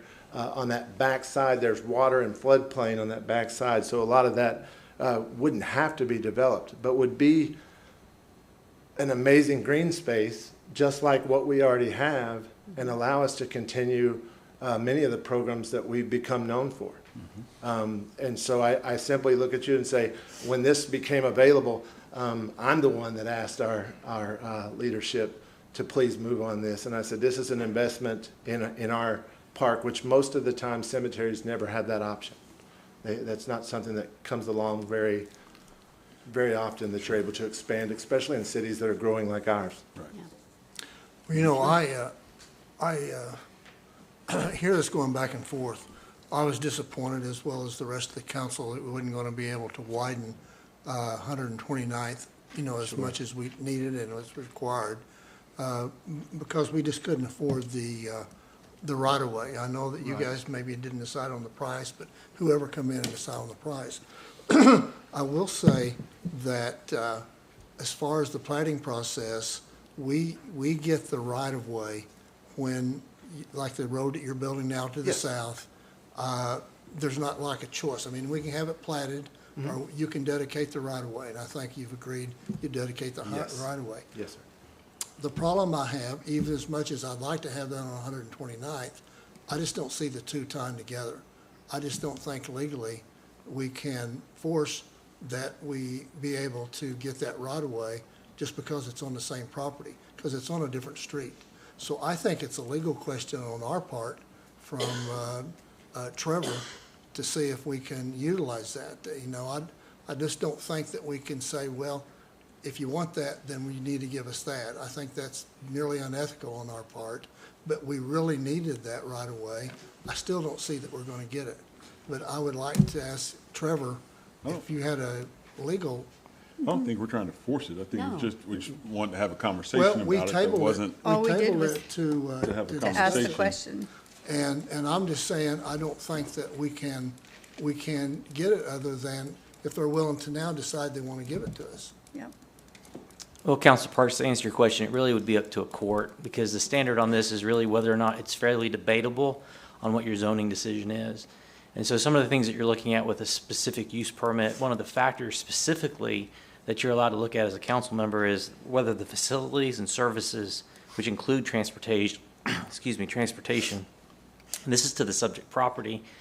And so, you know, you can look at this with a wide lens, or you can look at it very specifically on the specific use permit. But the way our ordinance is written is it looks at it as a wide lens, because it wants to know is, are there specific available transportations available to serve the subject property while maintaining adequate levels of service for existing developments? And that includes sewage, waste disposal, water, gas, electricity, roads, and transportation. So it's really going to be up to a court if this body has the ability to do either an acceptance of the specific use permit, an acceptance with any conditions that this body decides to make, or a denial. And so depending on what the decision is, it really would ultimately be up to a court to determine whether or not the decision that this body makes is fairly debatable. So there are some factors that the Vice Mayor had pointed out that would cut in favor of looking at the transportation as a whole. There's a stub street on this specific use permit property that will combine for the entirety of the section. You know, I think engineering has already determined that Olive is unsafe road for travel. That's why it needs to be widened. And so, you know, there's our concerns and issues of, are we going to be having additional traffic through Olive, through the property, through the stub street to the specific use property? So those are all factors that would go into consideration. This body has plenary power in this area because it is a zoning, and you have the legislative power. So like I said, your options are to accept the specific use permit, accept it with conditions, or deny it. And it would be a matter of stating the facts that go into your decisions on that, specifically as to, you know, subsection F about the facilities and the services for specifically transportation for not only this special use permit property, but for the existing property as well. I mean, my concern is always, I mean, it's about the safety of our citizens, and I know it is you, and I mean, Walter, you know that we think the world of you, so it's killing me to even I understand. but I know, I mean, because I live on Olive, so yes. I mean, I drive, and you do too, as well, and so, I mean, we drive that, my husband drives through there every single day on his way to work, as a matter of fact, and it is horrible. I mean, there's wrecks all the time, and it's just the craziest, that mile intersection, and I worry about adding even more traffic to it. And like I mentioned, require everyone to, if you're going to, you know, this portion of Floral Haven, to go to I would suggest to you that I pray that that would be the problem that we'll deal with. People coming to services is just not a real issue anymore. To think that that's going to grow a lot of traffic, one time a year when we fly 5,000 flags, that will definitely increase some traffic on that time. Right. But as for increasing traffic on a normal basis that's coming into Floral Haven, truthfully, the traffic is speeding by us daily. They're not stopping for us. Just those few families that really have experienced a loss are the main ones. And then most of the visitation times of people that are visiting are more in off hours after a church on Sunday, in the evenings. Like I said, we've got a lot of families that are jogging, walking through our gardens all the time.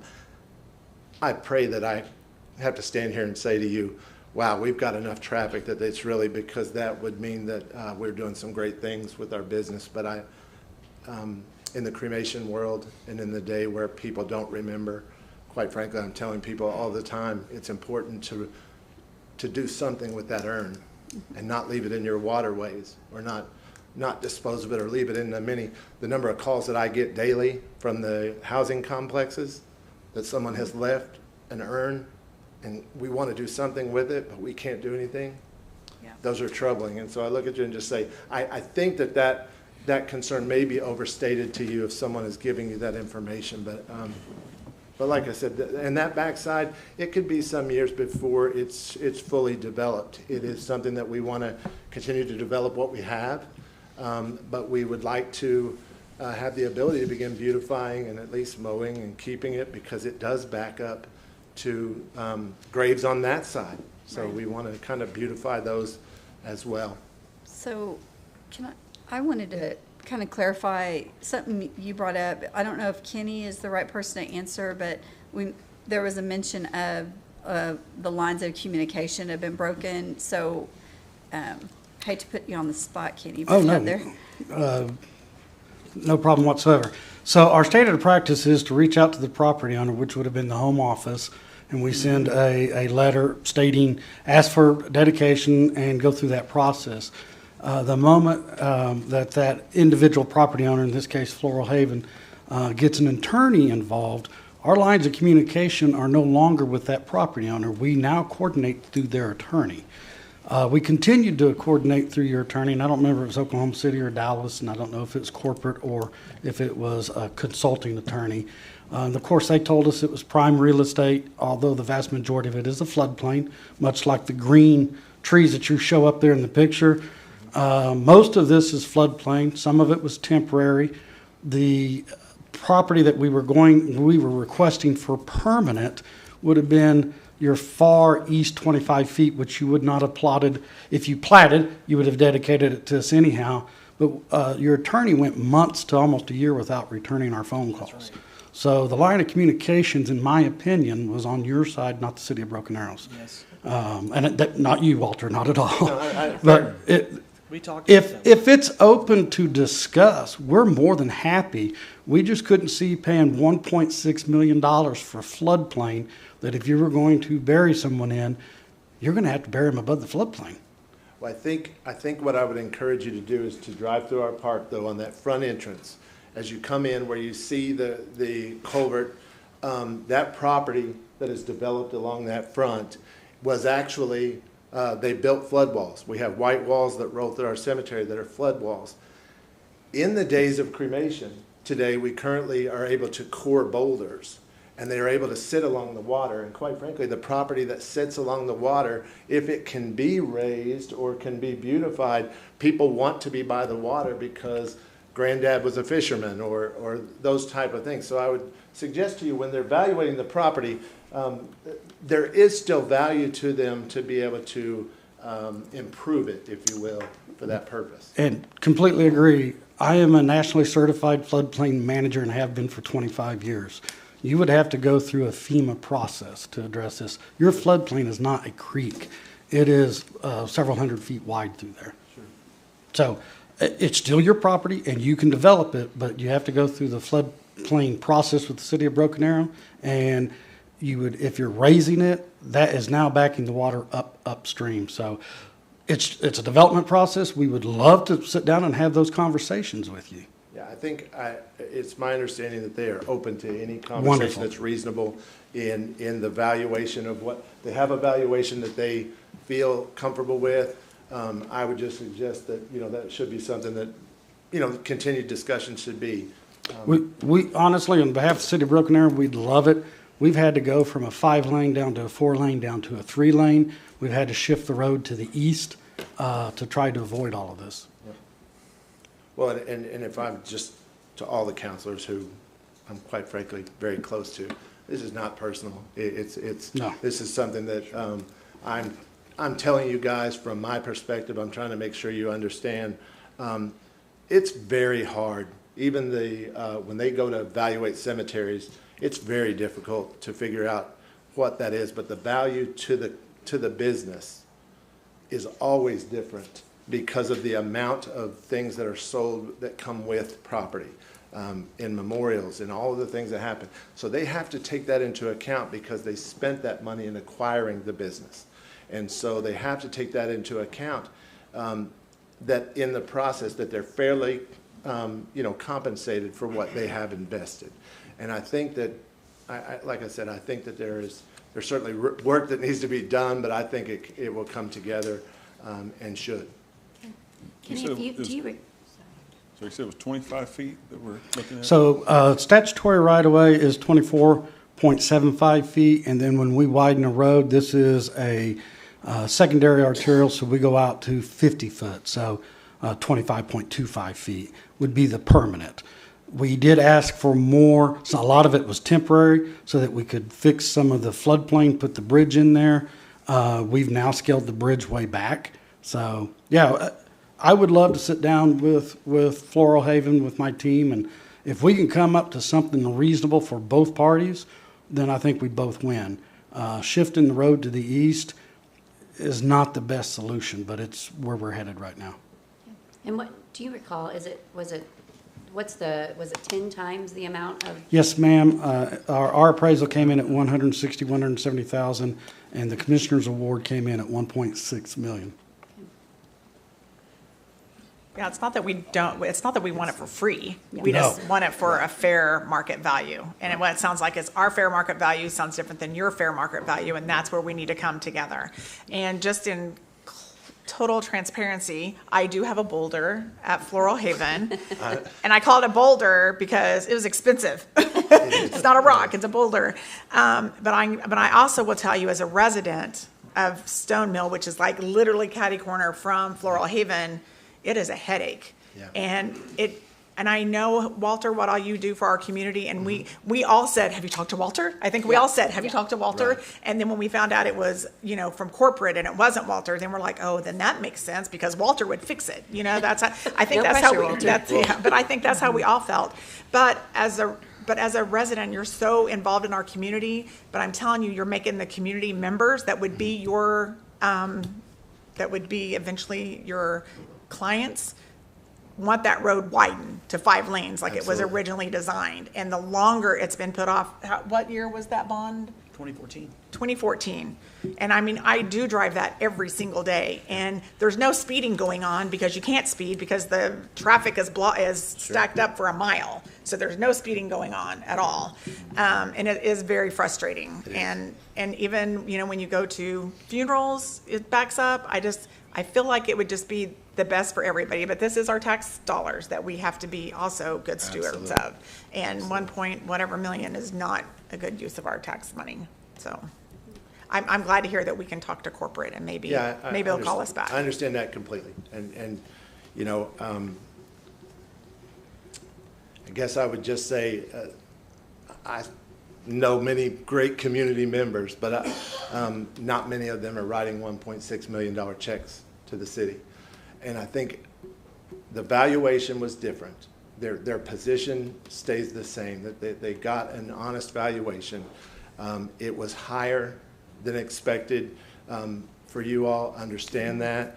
But I strongly believe that the conversation should continue, and that I hope it gets widened too, because I pull out of there every day and I'm trying to get home to my kids. And So is it, the valuation, have we fought it? I mean, and talked about the floodplain and just what actually, I mean, I don't know. So when you go through the condemnation or the eminent domain process, the court will appoint one commissioner for us, one for that property owner, and then an independent one. And then when they have like 30 days to turn in their assessment of the situation, and they can hold a hearing, and we typically do go that. I think our attorney did attend, and I do believe the project engineer attended, but I don't think our project engineer was well-versed in floodplain management. Okay. That's probably something on our side that we should have addressed. So yes, if we can go back and have some discussions, I'm more than willing to have that. Because I truly feel, I mean, if we're adding on to a business and it could, I mean, anytime, if you're a business, the whole point is to bring more people in, regardless of what, like we think, we don't think it's gonna be that many people. That's the whole point, is to bring in more people into your, visiting their loved ones and all that. I mean, it is going to add more traffic, regardless. I mean, if you add more places for people or loved ones for people to visit, it adds more traffic, the end. And so I'm not saying they're coming every day, but and we're not requiring them to come in the 71st Street entrance, and we already have issues. And so to me, it is legitimate. And I think our attorney, said it, it would be up to a court of law to determine whether or not it was. And the one thing that will solve that issue is us being able to widen our road. And that's all we want. We want to spend money to widen our road. I mean, we want to spend the people's money that they voted on to widen our road. And I do think we need to see if we can fight, the valuation, but also maybe have another conversation about, how much we can spend on it. We'll reach out. We will reach out. Are they watching? Hello? Don't know. Yeah. Don't So know I if they're hope they watching or not. are. I I mean, I doubt very hope they're seriously that they're watching, and, watching. I mean, we want to have that conversation. And Trevor, since I am a property owner, should I abstain from this vote, or is it a conflict? It's paid for. I don't plan on buying any more. I don't see a financial conflict, Okay. Councilor Ford. And we're under contract to buy this property. We don't own this property. So we need to move forward with zoning or tell the seller to just cut free from it. Because that's where we stand on it. We got an extension for this hearing scheduled to close after the last one on the 26th. So just let you know where we are in the transaction. We do have two people who wanted to speak, so we'll let them speak, and then if we have any further questions, we'll. Steve's, is it Sunral? Summerall? Summerall? Do you want to go? Council, thank you very much for allowing us to express our thoughts on this topic. This is Judy Martin. She lives in the neighborhood with me. I'm Steve Summerall. I'm the president of the Union Station Homeowners Board of Directors. So I'm the treasurer. she's the treasurer. Just a few points. I was really having trouble sitting there in my seat listening to the discussions back and forth, but I think the characterization of them writing a check to us for $1.6 million is absurd. It seems much more like extortion and taking advantage of the taxpayers from my point of view as a taxpayer and a citizen and a voter. I see nothing unethical about, linking in, what's going on Olive versus what's going on 71st when it's all the same. I think that's what's unethical is lowering my property values as a 30-year homeowner in Union Station. When we came in and we bought, we had a cemetery over there. We knew that. That was a known decision. All I hear these people care about is putting money into their pockets. Meanwhile, I believe it will diminish the property values of that 30-year neighborhood, Union Station, which abuts this over here. But they're not caring about that. I would also like to, very much be curious, how big a piece of property are we asking for on that right-of-way? If that's worth $1.6 million, what are they under contract to pay for these acreages over here? I'll bet there's quite a substantial difference between how that's valued and how they think they want to value this. So, what else? You know, historically, you've got a neighborhood there, you've got families, you know, you've got people that ultimately, they're wanting to come over and tear down all that greenbelt area, evidently. And, you know, if there's any way we were able to come last time and at least, you know, get it truncated to an area that really won't impact us a whole lot. As long as we have all that forested area there with the wildlife that lives there, you know, I don't see it personally as a big infringement on my property rights. But if they come further, it's certainly going to hurt, and I think they're maintaining future rights to ask for that when maybe people aren't paying attention and they decide it's time to expand. But, you know, I'm all for being a good neighbor. I think, you know, Floral Haven every year, the Memorial Day thing is a big deal. You know, that's great. It's great for the country. I think they've shown, you know, good neighbor instincts in many, many ways, so that's great. Last point I'll make regarding traffic. I mean, I think I don't know how close the line is now. Seems to me on the very southeast end of their property, there's like a baseball diamond or something out there that can't be developed. And if the street goes out there, I don't think they've got anything there that's being impacted. So I don't necessarily buy that argument without seeing where the line is drawn now. And the traffic situation doesn't have anything to do with expansion of the cemetery. It's already a traffic problem. People already coming south on Olive, seeing a huge backup of traffic at Olive and Kenosha, they're taking a cut through the cemetery, you know, which is nice because obviously they don't mind the property being used for bikers and families and things. So we just cut through that property over to 71st Street and avoid the intersection at Olive and Kenosha. Thank you. Judy? Well, now I'm confused. I thought it was going to be 27 acres on the agenda, and now are we only talking about 9 acres behind the? Mm-hmm. Yeah. Okay. So well, it's down to 9 acres. Most of what I had to say then was going to affect the 27 acres that abuts Union Station. I live on Umbrella Avenue, which is the last street next to that. But I will mention that there is a lot of wildlife. You may not be aware of it, but there's a lot of wildlife, deer, foxes, and coyotes in that. And if they start bulldozing down those trees, I don't care whether it's 9 acres or 27 acres, where's the wildlife going to go? I think they have to be responsible for rehoming that because they're going to end up on Kenosha or they're going to end up in Union Station once that noise starts. Thank you. Thank you so much. Thanks, Judy. Thank you, Council.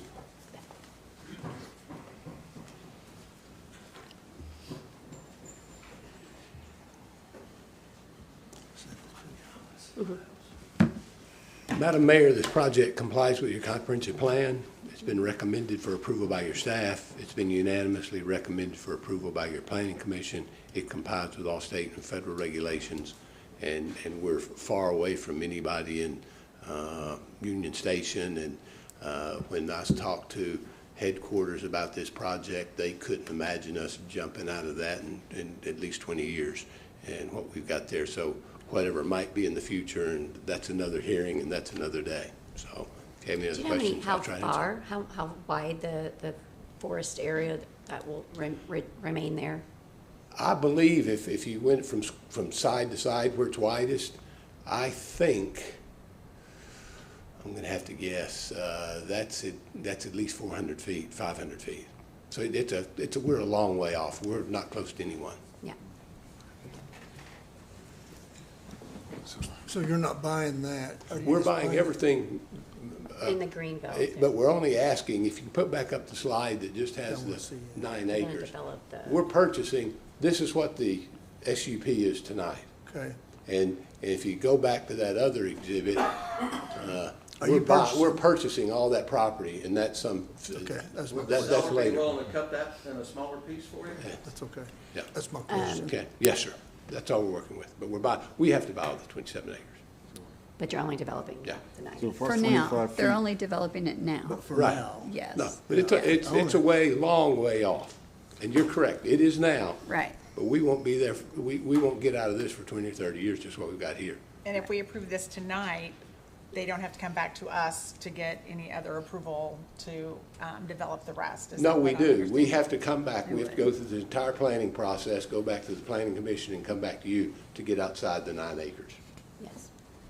So we're just But I asking. take my responsibility doesn't end like whenever I'm not a counselor anymore. I feel like what I'm voting on now, I have to look ahead to what You bet. could be in the future, We which could is be why the traffic stuff Sure. bothers me. So, Well, we could be there, but we're not gonna be there for some time. But you'd have to come before us. But we come back. And that would be the discussion of, That's correct. We had a long discussion this with the planning commission, and they understood that we weren't having any impact at all on our neighbors to the west. And they understood that and knew it's too early to tell how you'd want to interface that. So far, 25 feet's a million. That's got 9 acres, got to be like $1 trillion, $2 trillion some odd dollars. Man. I know some real estate brokers that'd help you sell that. Right. All right. so Trevor, I want to make sure legally that if I vote no on this on the basis of what I've already discussed about my traffic concerns, I'm good. What I would say is that there are 7 specific criteria that must be met. It's Okay. mandatory, it must be.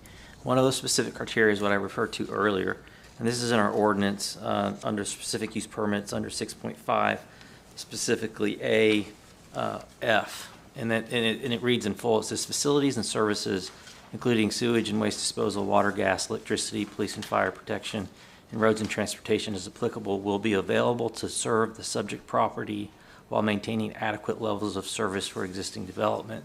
So basically what I've heard you state from the Diaz so far is you have concerns over traffic on Olive, you have concerns over the stub road to this specific use permit that may increase traffic through there, off through on the 71st.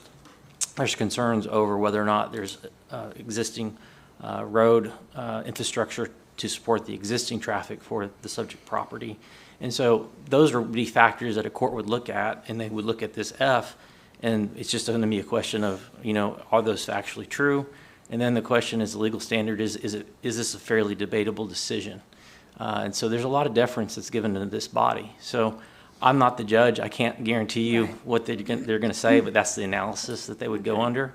And I would say specifically under our ordinance, what you've described would be sufficient concerns under subsection F. Okay. And the fact that, this is a road that specifically our citizens have voted on because of these concerns. Can I just ask one last thing? Has there been any communication between the city and Floral Haven / corporate since our last meeting? None that I'm aware of. So our last meeting would have been the condemnation hearing. Now, I know our attorneys have negotiated with their attorneys. Councilor Green, I'm not aware of any further conversations after we dismissed the condemnation. I know that there was motion work where Floral Haven had asked for the city to pay their attorney fees, and there's been hearings related to that. But as far as substantively about negotiations over acquiring the property, I'm not aware of any further I was just thinking we decisions. tabled it so there could be some communication, but apparently that hadn't happened. Okay. All right. so with the planning commission approving this and our staff approving it, did our staff not have any concerns with these issues? So Planning Commission is probably not aware of all of the previous discussions and the plans in place on Olive. And the staff that deals with this is community development. It's not the engineering staff. So though they may know that there's projects and plans, they don't know the details. I would remind everybody, we also have federal monies that come down through the state, the STP program. So it's bond money for citizens of Broken Arrow and federal monies on this. That are we waiting on? Okay. So I know that Lou, you said that you guys are on a time restraint, but it sounds like if we could have a discussion possibly with if the concerns of traffic and what we're dealing with and needing to finish this project, I mean, could we table it and have, try to reach out to your corporate office and have a discussion? Well, it sounds like to me, we've tried to reach out and they don't call us back, so they're gonna have to call us. But Okay, after that's this what it sounds meeting, like. they've, Yeah. it's on record that we've tried to contact them and maybe they will They're contact saying the us lines now. of communication are open now, so. Yeah. Well, I mean, let me just follow up what Trevor and Kenny both said. I mean, normally when the commissioners award, both parties, I mean, that's it. I mean, you know, sometimes, you know, the city's actually been, many times we've been successful and sometimes we haven't, and then we make a decision if we're going to pay what that is. There's not a lot of conversation afterwards. So this is the first time I'm hearing that they're willing to discuss that. So no one's reached out to us. And to me, you know, if there's an opportunity for us to see, could we acquire the property for something less than $1.6 million, we need to look and see if we have that in the budget. I mean, council already authorized a redesign of the road as a result of the fact that, you know, the budget, I mean, we hear about this every day. Right. About from the residents, and they don't understand and don't really care. They just want the road widened because that's what they were promised. And so we can try to reach out, and if Walter's saying that they're willing to at least discuss it, I think that's worth an attempt to see if there is an opportunity to reach an agreement that would be within our budget so we could actually move forward with widening the road as we had planned. Because there's additional cost to redesigning and Yes. moving Yes. the road. And if I may add to what Mr. Spurgeon said, so in the 35 years I've done this, this is the first time that after we've gone to a condemnation hearing as doing the eminent domain, we say no and we walked away. All of our communications would have been with their attorneys. So any new communication would have gone back to their attorneys. If corporate is willing to talk to us, they need to let us know they're willing to talk to us. Otherwise, we're kind of in breach of that ethics. And if what I'm hearing from Walter, they're willing to talk to us, we'll set up something tomorrow. Yeah, we can have somebody from legal, whoever was assigned to that, can reach out, can visit with them to make sure we keep that code and see if they're willing to visit. Have you already started redesigning that road? Yes, sir. We've started the redesign and quite a ways into it. I thought so. But that doesn't mean that we can't tweak that redesign, and if we come to a reasonable solution for both parties here. It was my understanding the redesign is not, it's not really what we wanted. No. Like it's not like we're redesigning it and getting the same end product. I think Mr. So- Bright has something he wants to add. Okay. Whoever drives down that road will realize that there's been some change to it because we've scooted the road over to the east until we come back to the part that we have full right-of-way. Okay. Just to touch on the topic that you guys were bringing up, we were discussing back there, to clarify, this project was 100% designed as a 4-lane road, so if somehow we were to acquire the property, we still would have to move the utilities, and there may be a couple other properties to acquire, but the design's done. There may be another small fee to kind of clean some stuff up, but right now we're working on redesigning it, and that's what we paid for, but if we were to able to get the property, we could go back to the design that's already done and be ready to go. Okay. Then it's coordinated with the utilities getting. Correct. We Design actu- would be done, it'd just be going through the steps of the right-of-way and utilities, and we'd be out to bid. We actually had, I think PSO or ONG scheduled to go out and move because they were actually on the opposite side of the road. But when we couldn't come to terms with Floral Haven, we had to stop that. So all right away except probably the 500 feet on the west Floral Haven. We have everything else. Okay. So we could table it again, or are y'all done? What do they want to do? Yeah, what do y'all want to do? Well, our preference said you would vote on it so we can move forward with our contract. I'm not totally in control of it because I have a seller to deal with, and they may or may not give us a continuance. I couldn't tell you. And I think they're totally disconnected. I can see the arguments. The courts are real clear about the nexus, your own ordinance says the subject property, it's talking about this property is adequately served, and it is. And I think that that's what we're talking about, and we're conflating the two together, and I understand how you can get there, but I don't understand it in a logical basis. I do get it, I do understand. Well, you know, I understand it too. And I was very disappointed that that road, which is a tremendously busy road, is just sitting there and we're not getting done what, you know what I mean, the citizens wanted to. Yes, sir. But if there is a chance, whatever it is, if we can rework it, I'm for it, because I don't want to go in 15, 20 years from now and try to add another lane in, you know, for the traffic flow on that. So I think we need to do that due diligence. The question is, this road, you know what I mean here, is that road, is that designed already? Is that the road going into it? So the road is going to come out over on the, 129th? Over on the, it Yeah, would the connect, north side of it. connect all the way and go back to the north and east and meander back into the floor. So if it didn't go through there, if it stopped there and cul-de-saced at that point, then it wouldn't tie back into That's correct. Aspen, is that correct? Right. And the road, what we've got built there, it's not imminent. That's a plan we've asked you to approve. Well, I understand what everybody's saying, and if it does increase the traffic, the amount of traffic, I'm just saying that I don't want to hold up this, you know what I mean? I don't Yes, think sir. we can cause one to cause the other one to happen. The other one needs to happen, and we need to do everything we can do it.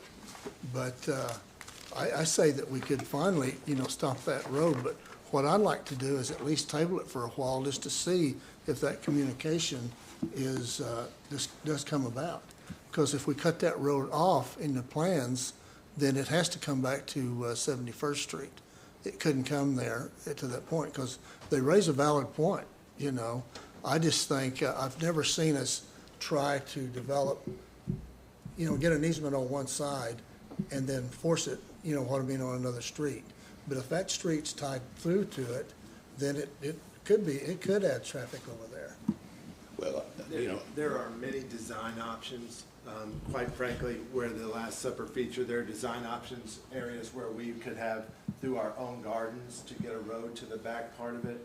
But more importantly, really, you know, that side, I want to make sure that the citizens understand, that side to the, that would be the east, we're not even going to get back to that other side for many, many years. The dollars that it will take to develop that back portion where you see the trees, we want the wildlife and things of that nature because they're there now.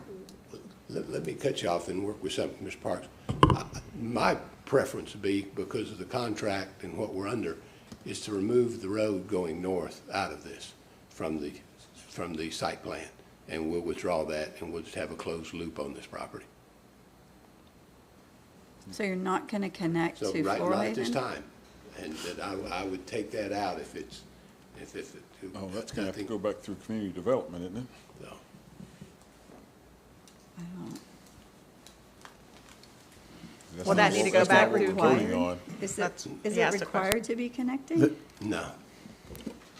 It is not required, and they can make that. No requirement to be connected. We can come back and amend this plan and show that connection later.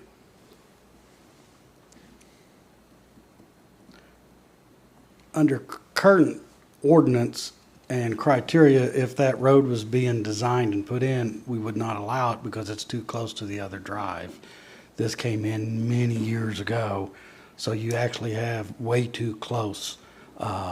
So if he was with, if I'm understanding, you're taking that existing road that comes down to 71st and you would take that out, that would improve a situation because you have two drives that are within 50 feet of each other. Yeah, I think well, it- that's my taking the road out to the north. At the that top. connects. Yeah, Crossing so- the creek. So we The don't newer. connect into Olive. But the existing street that's there, that's so close to the existing entrance, Yes, ma'am, I understand. On 71st And we could either, we could. Connect keep- it we could- to- We could ask for a variance because of the traffic flow, or we could connect it to one of our other streets.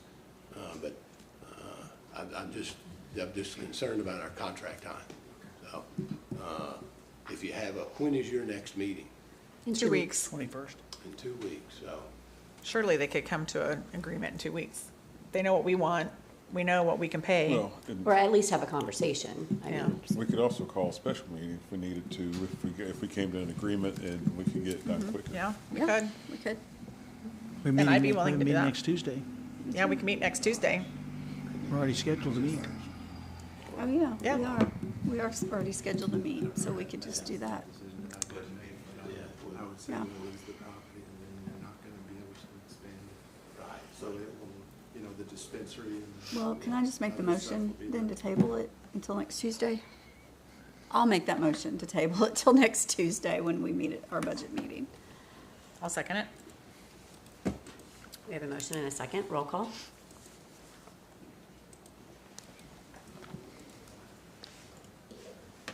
So do you understand what, so we can meet next Tuesday if you can, We say We're, next Tuesday. we're already meeting. no, we're already meeting next Tuesday for a budget meeting, so we can It's a make a special decision in 1 week instead of 2 weeks. Okay. Mr. Reynolds, we're meeting at the Senior Citizen Center Annex on the south. Okay. So will you email me the address Yes, of where they? I'll make sure you get that information, sir. I appreciate Yeah. it. Thank you, Madam Mayor. Yeah. Thank you.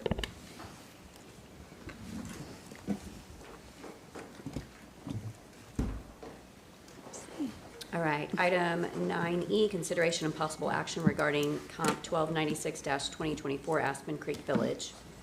Amanda. Hello again. This comprehensive plan request is a request to change approximately 90 acres of land from level 6 regional employment / commercial to level 2 urban residential. This is to facilitate the redevelopment of a portion of the property from a potential commercial use to a potential single-family residential development. The property is currently undeveloped and unplatted. The physical location of the subject property between a future frontage road as required by the comprehensive plan and a primary arterial street supports more of the uses associated with a higher intensity level 6 type development that was approved by City Council previously. So in staff's opinion, this area doesn't really lend itself well to single family type development, so our recommendation was for denial. I've listed out in your staff report kind of a summary of the changes on this property. The short and sweet version is it was level 3 transition area up until 2013 when it was changed to level 6. And now the request has come back in 2024 to change to level 2. This item was heard by Planning Commission on March 28th and was denied with a 3-to-1 vote per staff recommendation. Based on the previously approved comprehensive plan changes in surrounding land uses and the transportation plan of the comprehensive plan were the basis of staff's recommendation. Staff is still recommending that this application be denied. There were no speakers in support or opposition at that public meeting with the Planning Commission. The applicant has requested to appeal the decision of Planning Commission and asks for your approval. It's my understanding that the original change from residential to commercial was at the request of city leadership and staff previous to, I mean, you may remember, Johnny, because you were here, you've been here a long time. But even beyond our city manager, current city manager, that it was, and maybe Farhan might have some history on that. So with that being said, because they saw that they thought there would be growth going out that way, and then no growth as far as Warren Theater and such has happened, or on the Adwan property there up 129th, right, Aspen? Yeah, I think the applicant can speak to, I don't want to speak for him, but one of the arguments for the comprehensive plan change is that there is so much level 6 in that area that has not developed. That is the reasoning for requesting. Staff's concern is there is a frontage road required by the comprehensive plan. There were discussions, no conceptual exhibit was provided with this comprehensive plan change, but in previous conversations, the applicant had indicated that they would ask for that frontage road to go away in order to preserve more area for single family residential. There's apartments currently under construction just east of this, in which we did require the right-of-way for the frontage road to be developed. They obviously didn't have to build it because it would just be a little section of road to nowhere. Right. But the right-of-way was dedicated with the intention of putting that frontage road in. So going through this process, if you were to approve this change of the comprehensive plan, staff would want to make sure that we do preserve that frontage road come into existence with the zoning and plating and all the things that would follow. But that's the staff's opinion on why level 2 is maybe not the best location. Do we not just approve a housing addition for level 4 next to the highway or Creek Turnpike without For RS4. for Yeah. RS4 without a frontage road we or did. anything along that? Yes, that was in a different section of the code, and that PUD actually did preserve the right-of-way for the frontage road along the corner of the property. So that frontage road was taken into account on that. But it was different in that it clipped the corner, whereas this would come pretty much through the center of the property. Also, frontage roads have potential for more commercial development, so I can't speak to what staff's concern or administration's concern was back in 2013. I wasn't here yet. But there was a PUD brought in that showed quite a bit of commercial development and apartments. That PUD was modified, moved the apartments over to the side where you see them under construction now. So that part of the development has come to fruition and is moving forward. But we have not had any applications for rezoning or anything like that on this commercial piece as of now. That's kind of so I've been thinking about this one a lot, and so when we did, because right now on the north side of the Creek Turnpike, we have what will be our innovation district, which will be a combination of, commercial and office, whatever will be there. We also have Aspen Ridge on the north side of the Creek Turnpike, which, is building out nicely with commercial that'll extend over to Elm eventually, hopefully. And then we have things, that we're working on right now with out by the Warren, Aspen Creek. And so what my thought is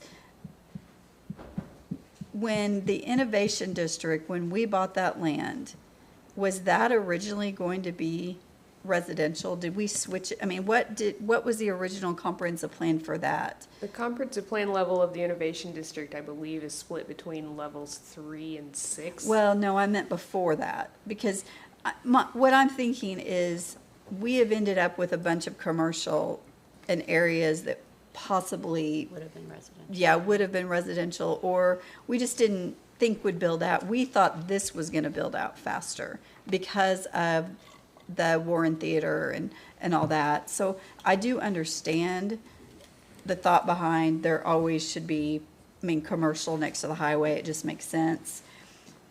My only hesitancy here, and not at least thinking about this, is that we do have so much going on right now. And within, as a crow flies, within a mile of there, just right across the highway and, to the northeast. So that's one reason why I feel like it's maybe worthy of at least listening to the thoughts. Yeah, and I believe the applicants here can I answer any think questions that, if you'd I like. think that the reason for that, if you look along the Turnpike and the Broken Expressway, the thinking back years ago would be that as you say, as the commercial property would go along the expressways, the apartment complexes would go along the higher density, would Right. go along the expressways. So I think that's why you see a lot of level 6 in the regional commercial area, is to try to accommodate a large, facilities. Right. Now, since we have so much, I understand what you're saying, we still got to have the rooftops, and commercial property, unless I misunderstand, rooftops are not really rooftops, not people that's gonna be utilizing that. Right. So, it does cause you to, ponder. I don't think there was any magic, anything other than the comp plan would say that your higher density, your commercial, your level 6 goes along the major arterial Right. roads. Yeah, and I get it, why it was made that way. I kind of question, I mean, I would love if we had more frontage roads in Broken Arrow, but what it's gonna be, and I mean, I'm not saying we don't still require a frontage road, but I just don't, I mean, it's kind of like a frontage road to what?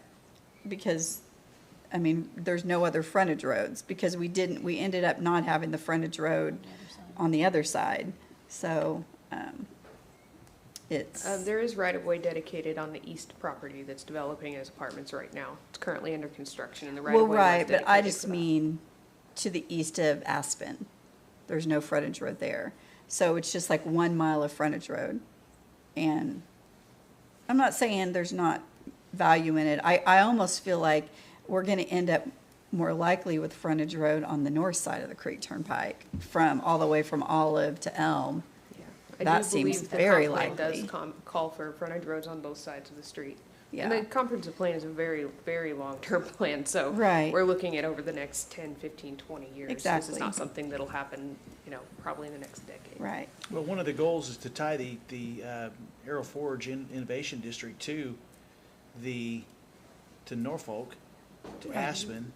And then we've also talked about, exactly as the Vice Mayor said, is make sure there's a frontage road along the north side that goes to Elm Place to allow folks another access to the retail commercial there from that part of Elm Place, instead of having to drive all the way down west and then come back south. And so, but in terms of like in the bond package recommendation, there won't be any recommendation unless council, obviously you get the final say, a frontage road on the south side between Aspen and Olive, because of all the other needs we have in terms of tying our economic development opportunities together. Right now, does the comp plan or the long-term plan have a frontage road? Has that always been on the north side of the creek? Was that always on the plan, or was it always on the south side of the creek? It's on both. Oh, it north also, and south. on both, okay. Yeah, and I will say there was no conceptual exhibit submitted with this, so Okay. I'm going on what the conversations with the applicant were Okay. prior to the meeting. Of course, they would have to come in with any zoning application, so you guys could really hash out the frontage road issue later.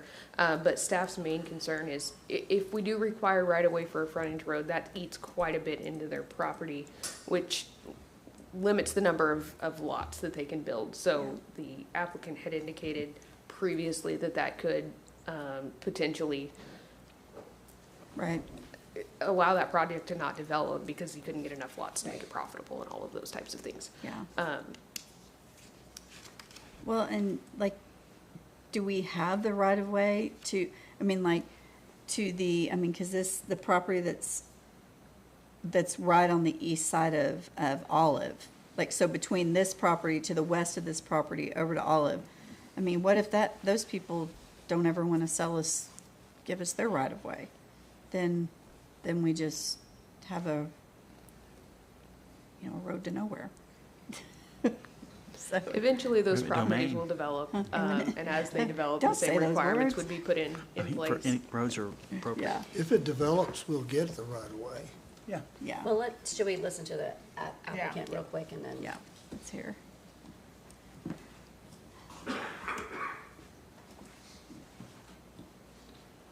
Oh, good, an engineer. Oh, yeah. Hey, I Thank like you. engineers. Better than attorneys. Mayor, Vice Mayor, Council, thank you for taking the time to hear this. I actually can say I was here when we made the application in 2013. Okay. We did the conceptual site plan for it. So it's even, I think, more important that we take a step back to when the property was acquired. The current owner acquired it in 2008 as a level 3 property with the intent of single-family development. If you remember 2008, it was a pretty rough period of years for single-family development immediately following that. And so coming on the other side of that, it's very much whoa, we don't really know how the industry is going to look for a minute. Let's look at what the options are. Warren was coming online at that time, and so there was a concept that I can say was very much supported by the administration and staff at the time of, hey, let's look at what could we do to try to create this commercial corridor that really could go all the way from, all the way from Olive essentially over to Elm, and really create that corridor going all the way through there. We bought in. The development group really got into it. We spent a lot of time and effort marketing it. We came in, did the comprehensive plan request, which was going from 3 to 6. Stuck a PUD with it, went through and did the conceptual plans and started marketing it. A unique problem with this parcel is scale is very deceiving on this. It is over a half a mile from 121st to the Creek Turnpike on that western boundary. So when you start thinking about internally developing commercial back on that, without that through collector, it's impossible. Especially in the concept of what development is from a commercial standpoint today. You're not seeing big power centers come in. I mean, and even looking whenever the collector was built and incentivized, theoretically, as part of Warren, that didn't even fully materialize around it. As time progresses, you start to see all of the available corners. You have the hard corners at 121st and Aspen. You see what's happening at Research now that's at the exits to the Creek Turnpike. You see the Turnpike exits that are available to the west. And then even now you have the Innovation District coming online and taking what was a significant portion of Comp Plan Level 3 and converting it into essentially competitive property with this piece that's been laying fallow and doesn't have the infrastructure nor necessarily the economic backing of the city to incentivize that development. And the developers are still sitting here saying, man, we would really like to do the residential project that we originally did.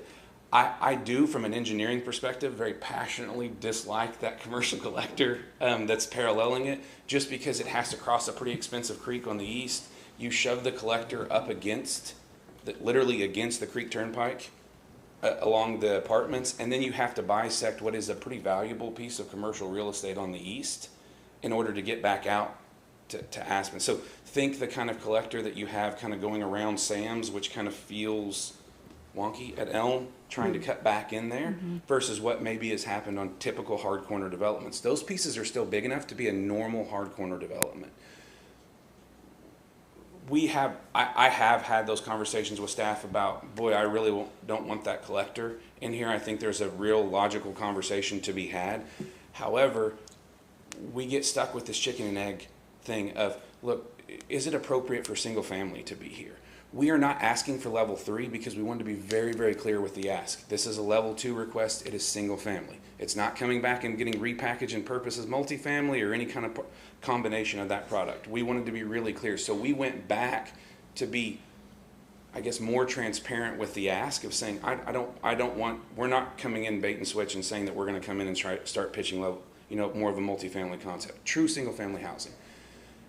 We have, Lord, I can't even begin to tell you how many layouts that have collectors in them, don't have collectors in them, connect at different places. In school, include properties for possible donations to the school that we've discussed. All different kinds of concepts on this. I guarantee you there's north of 20 layouts, and all of them are financially viable for this tract as it sits right now to be developed single family with the collector in or without it. That conversation, we're not asking for any waiver of those requirements or any modification of the comprehensive plan discussion for the collector. That is more of a platting conversation, I would argue, certainly a zoning conversation. What we're asking is, in the city's opinion and in the council's opinion, is single family appropriate in this location? Our argument is, if you just look at reallocation of level 3 that was currently sitting here before, if you look at the Innovation District, we're asking for a small portion of that to be moved over to the south, and now you still have that same area for development. And I think that those are all superiorly placed tracks for development.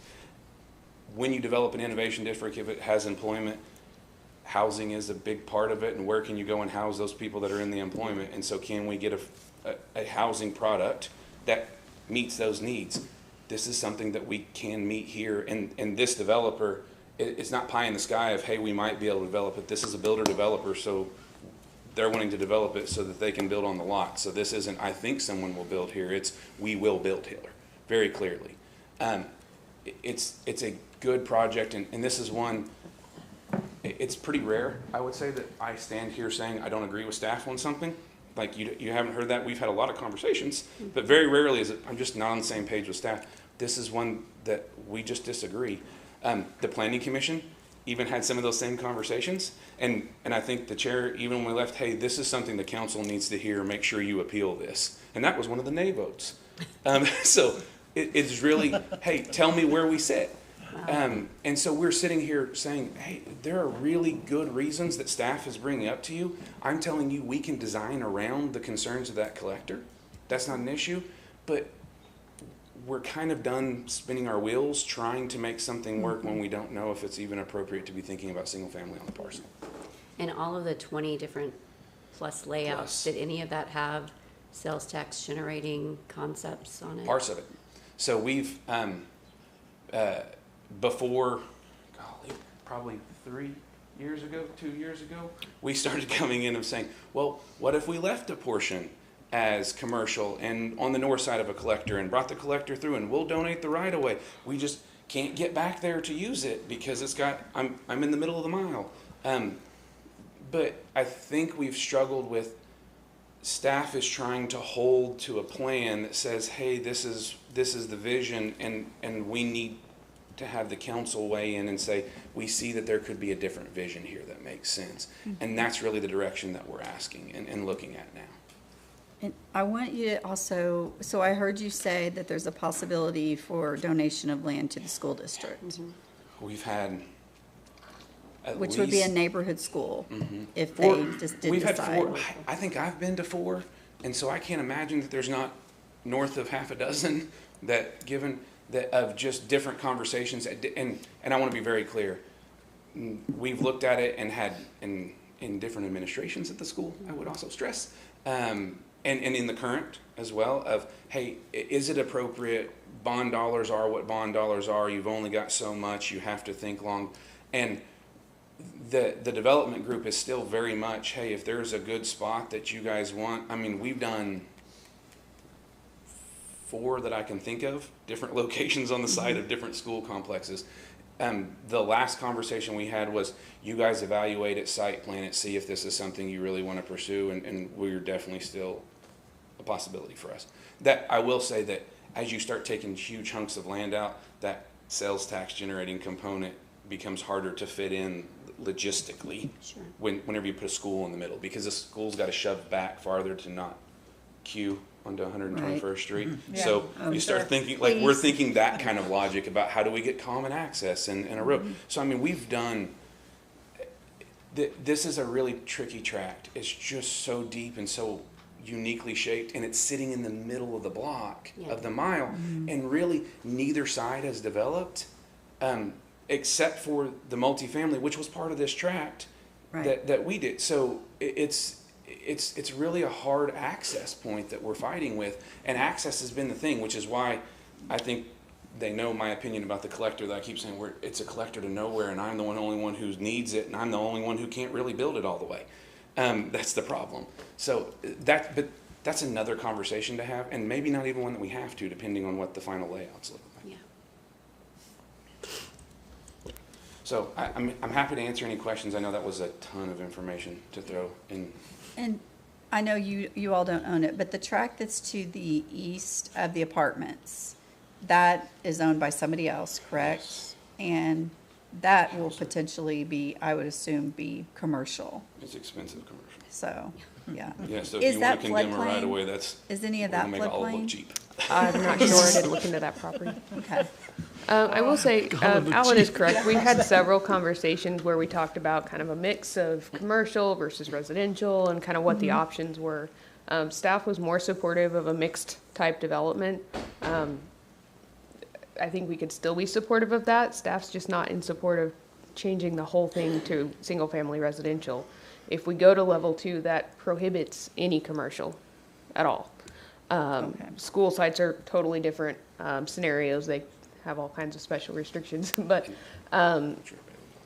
I'm not aware of any conversations with the schools at this time. Typically, if schools looking at purchasing property, they reach out, talk through the process with us. I have not had any of those conversations, so I can't speak to that. Right.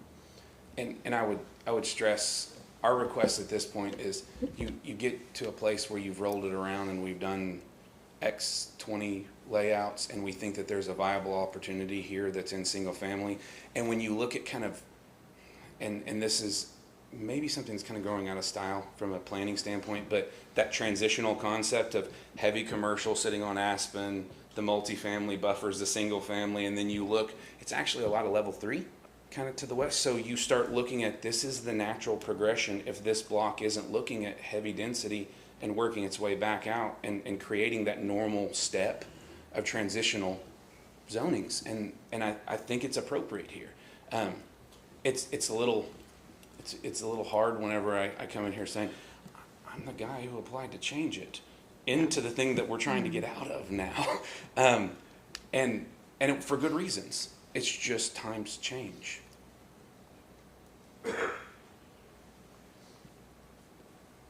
I mean, I kind of feel like too, at this point, if you've had the property for 11 years.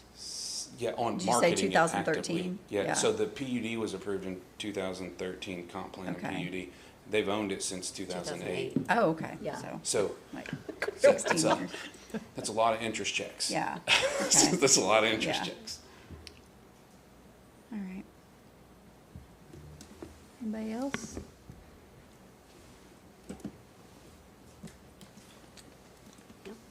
I'll make a motion to approve comp 001296-2024. I'll second.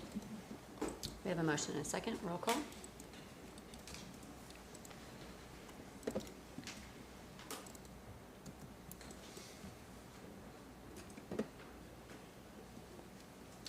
All right, item 9F, consideration, discussion, and possible approval of an authorization to execute resolution number 1578, resolution to purchase .2250 acres of real property located at 202 West Commercial, Broken Arrow. Norm, Steve. Good evening, Mayor, Vice Mayor, Council, Mr. Spurgeon. This one will hopefully go by a lot quicker than the last couple. They're in a quest to find parking ever closer to the Rose District. It's becoming more and more difficult. Recently, a parcel came up that is at 202 West Commercial, and Mr. Spurgeon asked me to go and begin negotiations to purchase it for the sake of parking. And it is a 0.225 acres. It is believed that we can get somewhere between 17 and 20 parking spaces out of that piece of property. I negotiated with the broker and we agreed to a sum of $232,000 for that piece of property. Be happy to answer any questions you may have. I presume you think that's a fair market value for that area? I do. Is that correct? It's, now, if we'd have done it 20 years ago, we could have got a lot cheaper. It's hard to stay up with the I can stay up with the years, I can't stay up with the numbers. Yes, sir. As for the Rose District, you know, I told somebody today, we just hurt ourselves so much because its property is so valuable. So you do think this is a fair market value? I think it's fair. And I'm just going to point out that the historic tree is still there. Mr. Spurgeon has assured me under no Thank you. circumstances will So, we cut the tree. as this council also wants to retain the historic tree. Yes. I just want that on record. Yes. Yes, because we sometimes love our get- history. We love our history in Yes. Broken Arrow, and we want to retain it. So I could sure just make want some that- more parking spaces out of that area. It's literally like one. It's going to be fine, Norm. Yeah. I'll make a motion to approve. Second. We have a motion and a second. Roll call. Save the tree. Save the tree. Thank you. Okay. Item 9G, consideration, discussion, and possible approval of and authorization to execute Fourth Amendment to the Economic Development Agreement by and among Oak Trust Development, Steve Easley, the Broken Arrow Economic Development Authority, and the City of Broken Arrow. Norm. Yes, ma'am, Ms. Mayor and Vice Mayor, Mr. Spurgeon and Council. This is the Fourth Amendment that I'm presenting to you. This has become necessarily because the developer has requested a little additional time in order to complete the terms of the original agreement. As you saw in the request for action, there are 3 different items that are needing an extension. Although the research should be completed as far as the construction by or before July 1st of 2024, to get it stocked, to get it ready to go with equipment and fixtures. It's going to take a little bit longer than that. We added probably an extra 30 to 45 days to bring it to November 1st of 2024 for it to open. I drove by there today, and there's a tremendous amount of work going on. I see no reason that it cannot make that date. The second item is the construction of the 168-unit multifamily apartment. Dealing with the developer, he has requested that this get moved out to November 1st, 2026. The date for the additional 200,000 square feet of commercial, which much of that or some of that's already underway. He believes he can reasonably complete that by December 31st of 2025. I am hopeful that this will be the last amendment that we will need to do to this agreement. Mr. Steve Easley, the developer for the Aspen Ridge property, is here, and he will be happy to answer any questions you may have about the extension. When was the apartment building supposed to be finished originally, date? That's a great question. It may have been, and Steve, I don't know if you remember, it may have been July 1st. I don't remember what the original agreement is, but, you know, what I think is important about the apartments, you know, I think we all have worked tirelessly on this project, but the request that was made of me originally by almost every member of the council as well as the city staff was, please don't start the apartments till Reesers is open. And in fact, if you look, we have building permits that we have requested that have a caveat to it that says with city manager's approval, because no one wanted us to start apartments before Reesers, because everyone was afraid of the bait and switch. Hey, we're going to pump up all this retail, but what, you know, the bad developer wants to do is really just go open some apartments. It was never our intention. We have gone through whatever you want to call it, Bidenomics, whatever. The inflationary cost to build these apartments is ridiculous. Interest rates have gone from 2% to over 7%. So 5% increase in interest rates on a project like that's $1.5 million a year in interest, additional interest, not including taking a project cost from 24 million to almost 30 million. So that's what we've been dealing with on the apartments. Now, all that being said, we've now moved forward with a development partner that we're partnering in with, and we are going to get the apartments started, and they will start coming out of the ground fairly quickly. But it was never our intention, and that was based on requests from the city to start those apartments without Reesers. And as you guys know with this project, because like I said, we've all lived this. This is a tireless task by the city staff, by the council members, by Mr. Spurgeon, by Norm Kinney, I mean, everyone. You know, we've all worked together. We've gone through Reesers being bought out. We've gone through, you know, the cell tower fiasco with an easement that almost cratered the whole deal. It's like the tenacity of my staff and your staff is the only way that this store is about to open. So, but as far as the apartments go, we're on it, we're getting ready to start them, but it was never the intention to fire them off quickly. And Councilor Ford, the answer to your question is April 30th of 2025. It's just we realize with this amendment, there's no way that he can make it. As far as what Mr. Easley just told you, I can tell you that I personally told Mr. Easley that under no circumstances do those apartments need to come out of the ground before Reesers is up, because of the very reason of what he is saying, and the very reason that I believe those neighbors would have taken us to task if we'd have done that. Okay. Hopefully interest rates start going down.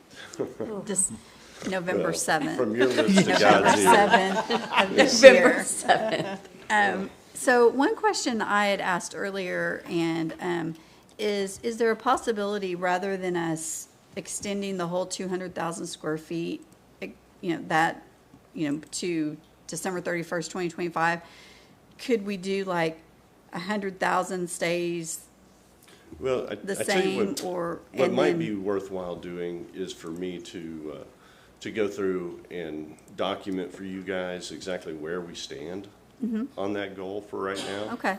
And then maybe readdress it with you on every 6 months, every 3 months, whatever you Right. guys want. But keep you up to date. We're moving very rapidly, and we are building out, we're building out the entire project, but we finally got research to a point where we can start building the north retail phase, which we had to wait for research to get their piece put in. So now that we have that, then you're gonna see the inline shopping, and that's where you're gonna see the retail versus the quick service. When we had to put the stormwater pond in, it reduced the depth of our lot on the south side to a point where, between parking restrictions and building codes, we put in there what we can put in there. We originally weren't gonna have that pond, we were gonna be fee in lieu of detention. And we had designed that originally to be 25,000 square foot boxes over on that side. When you take out almost half the property for a pond, it kills that. Right. So now we're gonna get to see the retail kind of start coming in on the north side. And that's also what drove me to buy the core church property, to be able to put in more retail on that side as well. I think research would be highly motivated to be finished by November 1st, right before Thanksgiving. I mean, it'd be in their best Oh. interest, for sure. They have already hired their staff. They've got everything on board. Everyone's training all across the city right now. So I was in Tyler, Texas just a few weeks ago. They're very excited about it. And I'll tell you, the thing that you guys can do from a publicity point that would help this city more than you realize is help that store be successful. Because they're looking at how that store kicks off to determine if they're going to put more opportunities for future stores in the Broken Arrow community. I think this store is going to be huge. Yeah. I think people are gonna come from Haskell and Wagner, and I don't necessarily think, I mean, obviously it'll pull some Bixby people, but at the end of the day, people are gonna shop. I mean, they might, as a novelty, go over there when it first opens, but people will shop close to their home. But people that live to the east of us, I think they're gonna jump on the Creek Turnpike and, out there and come over to Reese's. I know they are. Well, People are excited. Yeah, when you see what the inside of this store is gonna look like, it blows away every Reese's that we have in town currently. Blows away Brookside, blows away all of them. Yeah. So, in the food court and the outside entertainment piece, all that. Who needs a Trader Joe's when we have a new Reese's, right? Right, right. Yeah. So, We but, just need sidewalks. There's certain places we still need sidewalks so that I can get there on a but bike. just so you guys know, I'm fighting very hard to get more of these in the Broken Arrow community. Awesome. Be great. Thank you, We sir. do appreciate you, Steve. Thank you. Yeah. Any All other right. questions? Thank you. Move to approve? Second? We have a motion and a second. Roll call. We have no preview ordinances, no ordinances. Remarks by governing body members? I have a couple of items. We had passed this zoning item across the street from Childers. And afterwards, I met again with some of the citizens, and a couple of things came across. One was they're excited about the trees and want to make sure that that really does happen. And I told them that's a PUD. Staff would make sure that those, setbacks, everything, trails, and they were really pleased with it. Again, I explained to them how many fewer houses were being put in that area to take it place, you know what I mean, trade-off with the trees, and how we was looking at possibly our future zoning ordinance would lean more toward that direction. Secondly, the one thing they wanted, this small group, there is, where Lynn Lane hits 121st Street, is a one-stop sign on Lynn Lane, but there's not any on 131st. Now, I don't know if there is some reason, but I know used to, when I drove a little bit faster and was younger, that used to be a good place to really get your cobs blown out of your car as you come down through there. But their comments were, don't tell my kids that, but their comments were that the people are speeding too fast up through there, and they want to know if they could get a three-way stop there. So I said, I don't know the safety issues, but I'm just telling staff that, give that You can look at the information. traffic committee can look at it. Okay, appreciate it. Because I did drive it, and I drove it kind of fast, not like I used to. And it is kind of fun. It is a You need to hump, keep an there's a eye on hump him. up there. and Yeah, Chief's got his eye goes. on you. Well, Sounds like you're the only safety issue I have. I don't want to bring anything up unless I've tried it out here. So. The other thing is a couple of weeks ago, several of us went on a tour with the Broken Arrow school system. And I've been in all the schools, but it was one to just go in each school and talk about what they're doing. It was called Behind the Scenes. I appreciate Tara Thompson and, of course, Chuck Perry was with us all day. But I really enjoyed that. But the one thing that really stuck out with me, and I know how great a school we've got. You know, we've got these kids sitting behind us. They're all on the honor roll that we're sitting in today. One of them is one of the main speakers on Tuesday night as being one of the top graduates.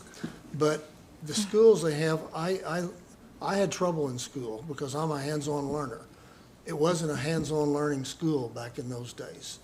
You did it my way, that's the way my mom did it, and that's the way her mom did it, and you learn it this way. So that's why I'm a career tech person. The years I taught in prison, those 10 years, I learned that those inmates were really pretty smart, but they don't learn that way either. They were hands-on learners, most of the inmates, and they failed school. But what our school's done here, whether good or bad, I think it's good, is they've taken the different learning and teaching styles that I learned when I went back to get my master's degree and applied it to a whole classroom or applied it to a whole school even. You know, you take the Vanguard School, which I've been in several times. I call it the Career Tech. It's all hands-on. I mean, when they're doing their English and everything, I was just really amazed. They can apply it. Math especially, you can apply to all of that. So it helps those kids learn. So they've taken that philosophy and gone to different schools. There was even one school that we visited. I don't want to take up a lot of your time, but they took little kids, first and second grade, third grade, that was having trouble in school, not academically, but trying to get along with everybody. And they have a school just set aside to keep them for 2 or 3 months to help them get started at that young age. So I was really impressed. They did a good job. So I just wanted everybody to know that. They have a lot of really cool things they're doing in our district, by the way. Yeah, it was I would- great.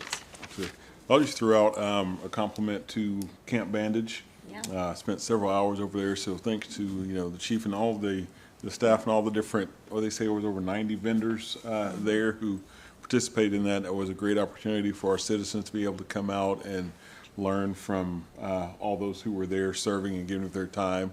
I know the PD had several different, everything from the motors unit to mounted patrol to their command center to teaching kids how to dial 911, the fire departments, and so on and so forth.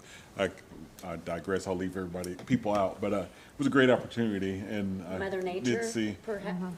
Yes, Participated in Mother a Nature. beautiful day. Yeah. What you can learn will save a life is their tagline. And also Kurt Klein, it's totally volunteer. Yeah. No one gets a salary. Kurt Klein, which is actually a graduate of our Citizens Police Academy Alumni Association, does a really good job putting that on. His heart is there, and Paul Gerner as well. Yeah.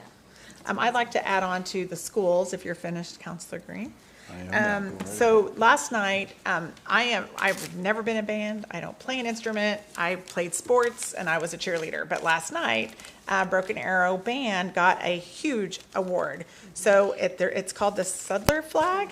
And I guess there's banners. So our band has won 3 banners, which just winning one is like a huge deal.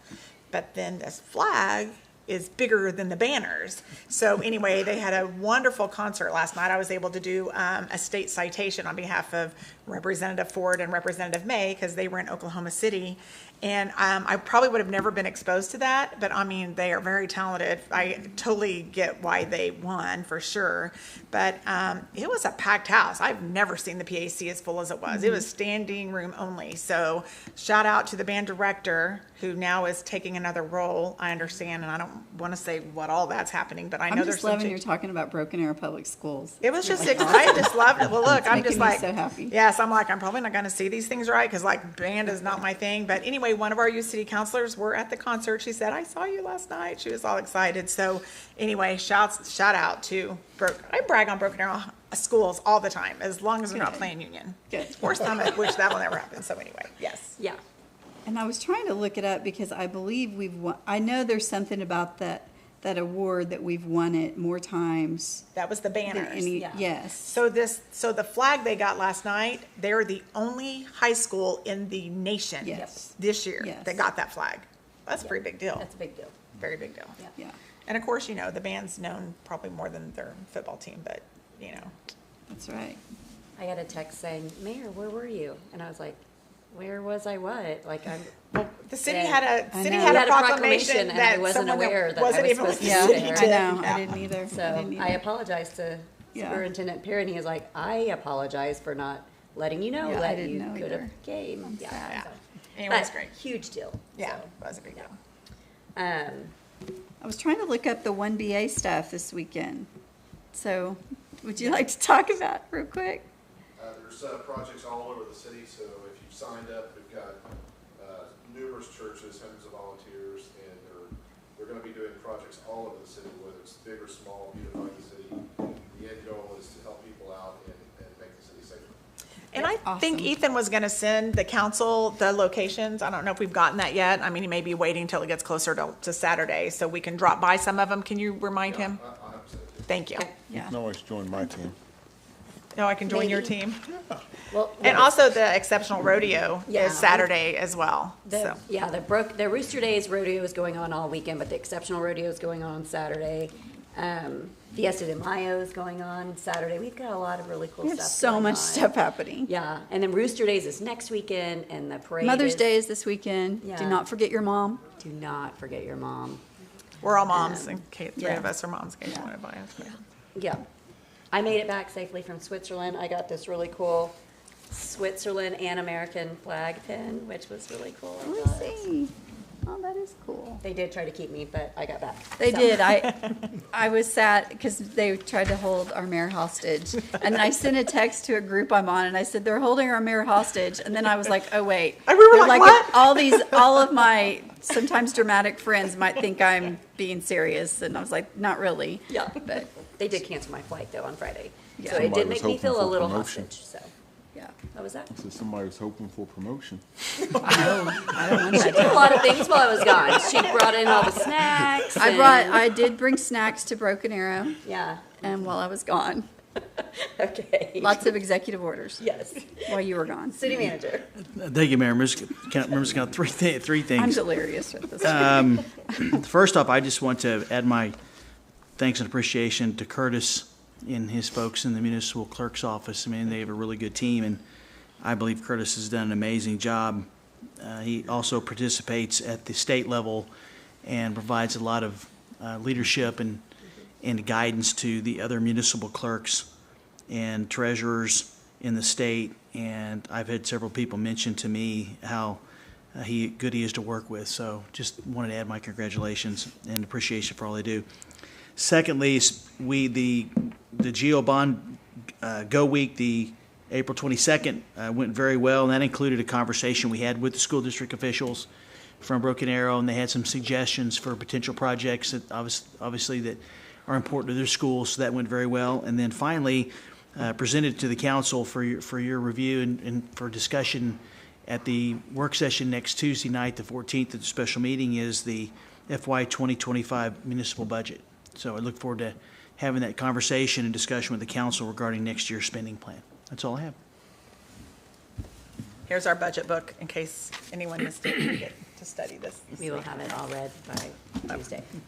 Yellow highlighters and everything. Yep, sticky notes. I did forget to mention, our city did lose a World War II veteran, Frank Rasinger, passed away. Yes. They had his service on Friday. Yeah. Great guy. I can still hear his voice. Deborah? Yeah. So cute. So, okay. We do not have executive session, so I entertain a I'll motion. make a motion to adjourn. Second. Motion. I'll second it too. Since we're all seconding it. Click on it. Roll call.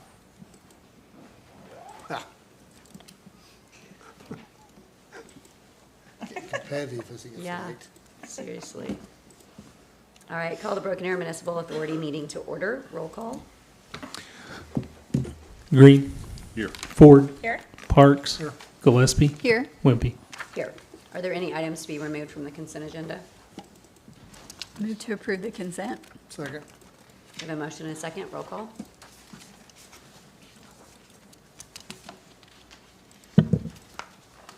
Chief, I'm not gonna lie, I just looked up and I thought you were putting a purse on your shoulder. Sorry. It's a man bag, sorry. So you're being carry-on. Focus. I'm trying to focus. Okay, we have no public hearings, no general authority business. Any remarks by governing body members? No, ma'am. City manager? No. We have no executive session. Motion to approve. To Motion adjourn. to adjourn. To adjourn. Second. To approve adjournment. We have a motion and a second. Roll call. I think we're getting delirious. Call the Broken Arrow Economic Development Authority meeting to order. Roll call. Green. Here. Ford. Here. Parks. Here. Gillespie. Here. Wimpy. Here. Are there any items to be removed from the consent agenda? Motion to approve the consent agenda. Second. The motion and a second. Roll call.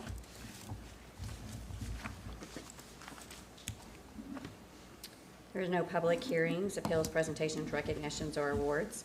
General authority business, item 6A, consideration, discussion, and possible approval of and authorization to execute a First Amendment of an economic development agreement by and among the Broken Arrow Economic Development Authority in the city of Broken Arrow. City Arnold. Good evening. I won't go into a lot of detail because I did on the council side, but this is the Adams Creek Town Center Economic Development, and this is the First Amendment to change the rebates to quarterly versus annually. Staff recommends approving the First Amendment of the Economic Development Agreement with PDG Broken Arrow LLC to amend the contract to pay him quarterly versus annually for a sales tax rebate of 2%.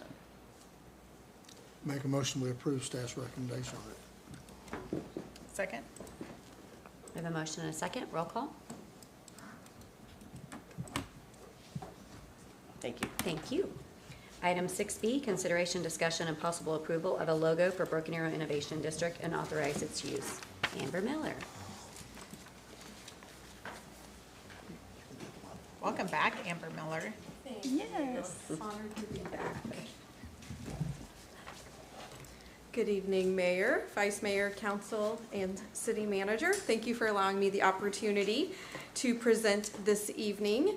And I think you guys have this, but I'll go ahead and give you a copy as well. Thank you. Thank you.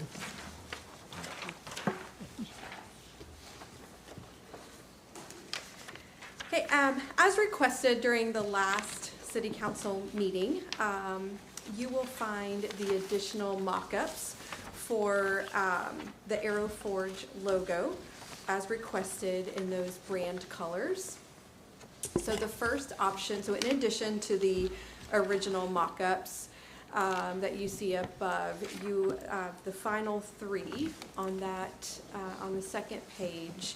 The first option you see is the gray and brand yellow.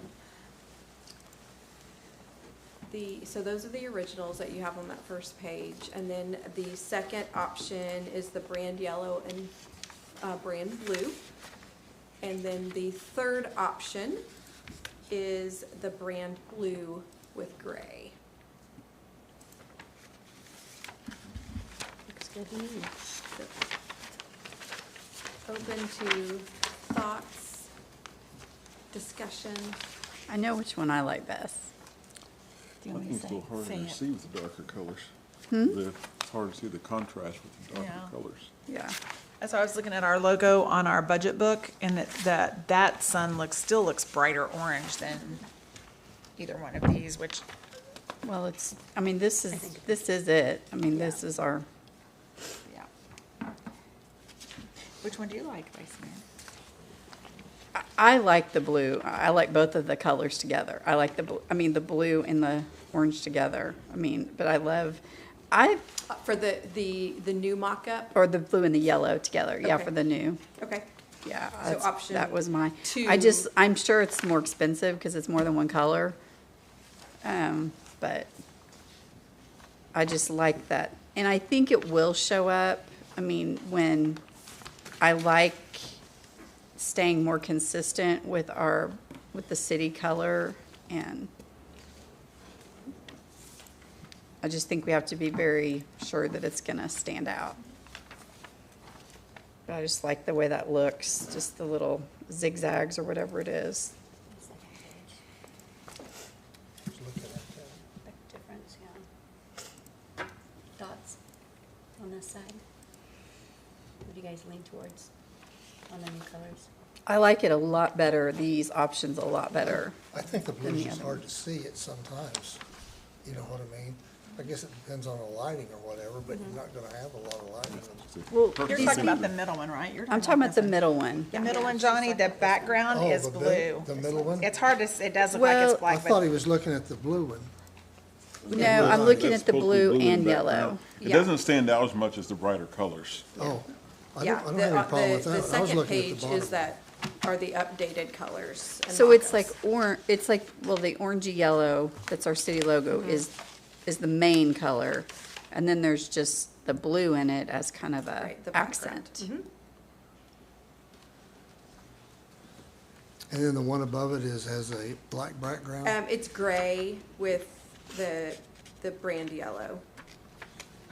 So where the gray is on the other two, the blue is in the middle one. Yeah. I'd like that middle one or the top one, either one. I didn't like the one, where the forge is in the dark blue. I Right. think it's just too hard to see. Yeah, I agree. I like the one, same one the Vice Mayor does too. I like the consistency of our Broken Arrow colors. Logo. Yeah, I like that it goes along with our city colors. I mean, it's a Yeah. city property. Is this sign gonna be like backlit, or is it lit This is just from, or is this, is this an actual sign? Options. I don't think we've. Yeah, we haven't discussed that. Okay. And it might be in several Bless you. locations Bless you. too, right? Yeah. It's not, we're not talking about the main entrance sign. Right. Yeah. It could be in several different locations. Because like in New Orleans Square, those Yeah. signs are lit up Right. and they're, Yeah, that's Yeah, this is simply just like the color that'd be scheme and cool to have and those with the logo. colors lit up from behind, that blue. That'd be really- I'm just saying, sometimes you might want it without electricity in it. Sure. Yeah, So Yep. you need to have it where you can see it. Yeah. Could be a different. without sign. a on-off switch. They can turn off. Put a battery in it. at this time. Did you hear about Excuse myself. I never It's run. clearly I'm not Totally. voting on this one. Which one do you want? So what are we are we voting on one of these three? Yes. Yes. On Okay. the first page. Can, That's I mean, have we just, So I believe the do we motion is have an to agreement? agree to the name and then to the design, the colors. It's a Okay. combination of those. so we agree, we already said the name last meeting, right? Correct. Yeah. So we're just, I don't want to make a motion unless we're all are in agreement, or at least three of us are in agreement, because it's not, I like this I'm not time. gonna, this is not my hill to You die need, on. you need to just go So, for I it. have more hills. Huh? You need to just go for it. I don't, She says I have bigger hills. I like the middle. I'll make a motion. I'll make a Okay. motion to accept standard BA yellow with BA standard blue colors. So that would be Item E. option E, correct? Yes. Oh, there it is, right there. It's tiny. Oh, yes, that would be Yeah, option E. I was like, I where will do you second see that this E? motion. Oh, I would click it. Click it. You gonna abstain? Councilor Green? Yes, I am.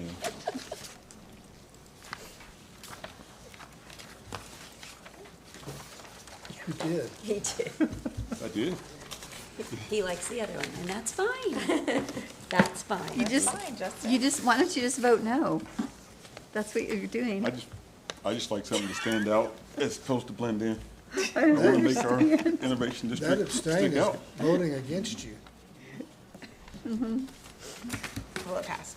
It passed anyway. I knew that. Thank We're you. just messing with you. Thanks, Amber. Thank you. Thank you, Amber. Goodness. Item 6C, consideration, discussion, and possible approval of and authorization to execute Fourth Amendment to the Economic Development Agreement by and among Oak Trust Development. Norm Stevens. Yes, ma'am, this is the same agreement that you saw in council. I'll be happy to answer any questions you may have. Okay. Any further questions? I'll make a motion to approve. Second. A motion and a second. Roll call.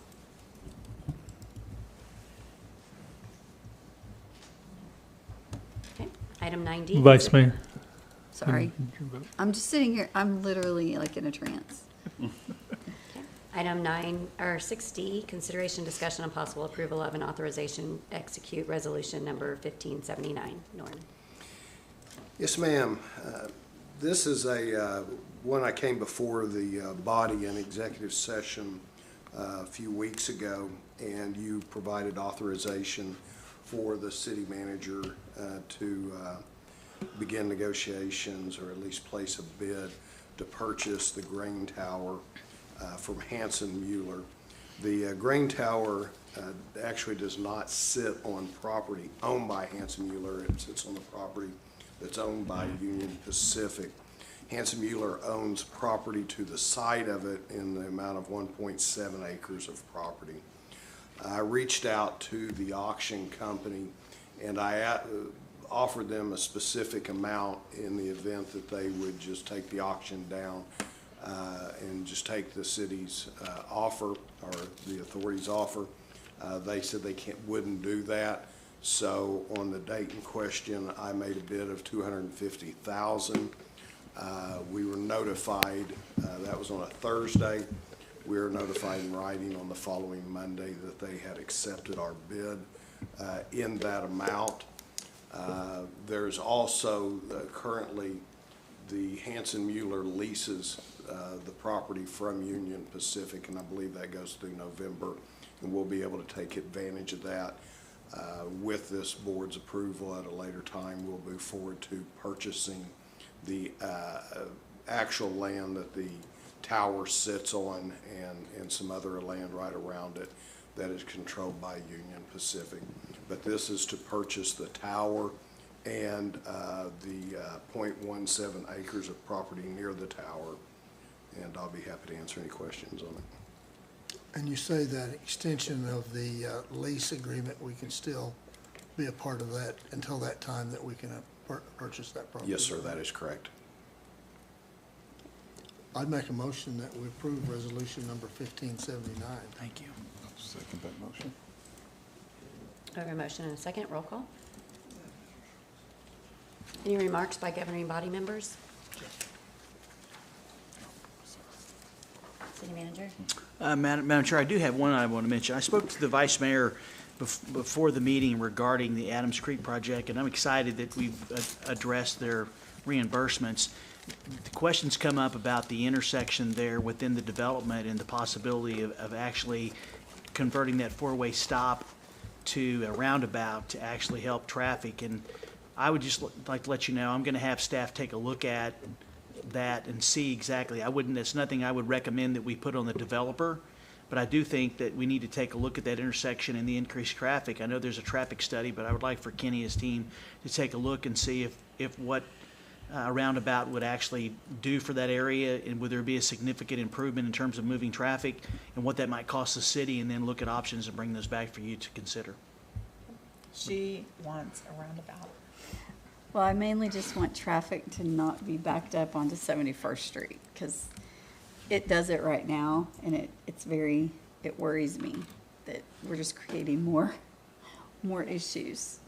And So I want to wanna look at it, Yeah. then bring it back to the council and let them know, because obviously there's going to be an increase there, and I spoke to Kenny about it briefly before the meeting, and just share that, obviously, you know, our goal is to make that very, very viable, and if people have trouble getting around, and I'm not a traffic engineer, so I don't know, but if people have trouble getting around, they'll avoid the area, and we're really not wanting that. So I just want to look at it. I don't understand the whole traffic study thing, because my personal traffic study is that it backs up onto 71st, and I don't understand how they say it's not an issue, because I have been there many times where you can't get into, and we're not talking about a roundabout on Kenosha, we're talking inside that development. Hillside Drive. Yeah, on Hillside Drive, not like out in the main road. Well, But, it's always difficult to get through there. yeah, You know, who's going next, or going this, and, you know, hold up traffic. plus when there's things going on at the high school, it backs all the way up past the bridge, so, Will there already, be a so. point of ingress and egress down from the red light there on county line? Going into that property, will there be another point to exit that there? Yes, won't there? so we did a PUD on this property, I think it was June of 2023, so it's been about a year now. Okay. So there would be just north of the traffic light that's existing, there'd be a right-in, right-out turn, and then north of that, there would be a full intersection onto 23rd Street. Okay, so there will be other points of ingress and egress, and not that I'm in opposition to the roundabout, because it's a problem without that Right. being developed there. Especially as guys are in a hurry to get to Lowe's. Yeah, I was waiting for exactly. D for everyone to vote, and that's why I didn't say anything on the governing body, but if we can just make note and maybe put on our social media that the council preserved 2 historic items tonight at our meeting, that would be Yes. wonderful, the tree and the green tower. Yeah. Mayor, one minor point of parliamentary procedure. I did note that there were 2 other items associated with item D. So it was to approve the execution of the lease application with the railroad. And then I will make that motion. And then can you say the other one then? I'll After? second. And execute the budget amendment number 29. Okay, right, okay. Because we can't do them all in one motion, right? We need. I prefer you do I them have- separately. It'd be Okay. cleaner. Okay. Mayor, if you could vote. I can do that, yes, thank you. Look at you, this is why it's your week, Curtis. What would we do without you? Curtis is getting to talk a lot tonight to us.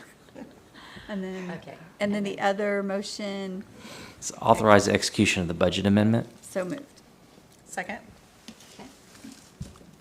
We're seconding the remarks by city manager. Madam Chair, with regard to the grain tower, just may temper the public's expectations. Is there are no plans to go out and do anything with regard to the grain tower except for preserve it at this time.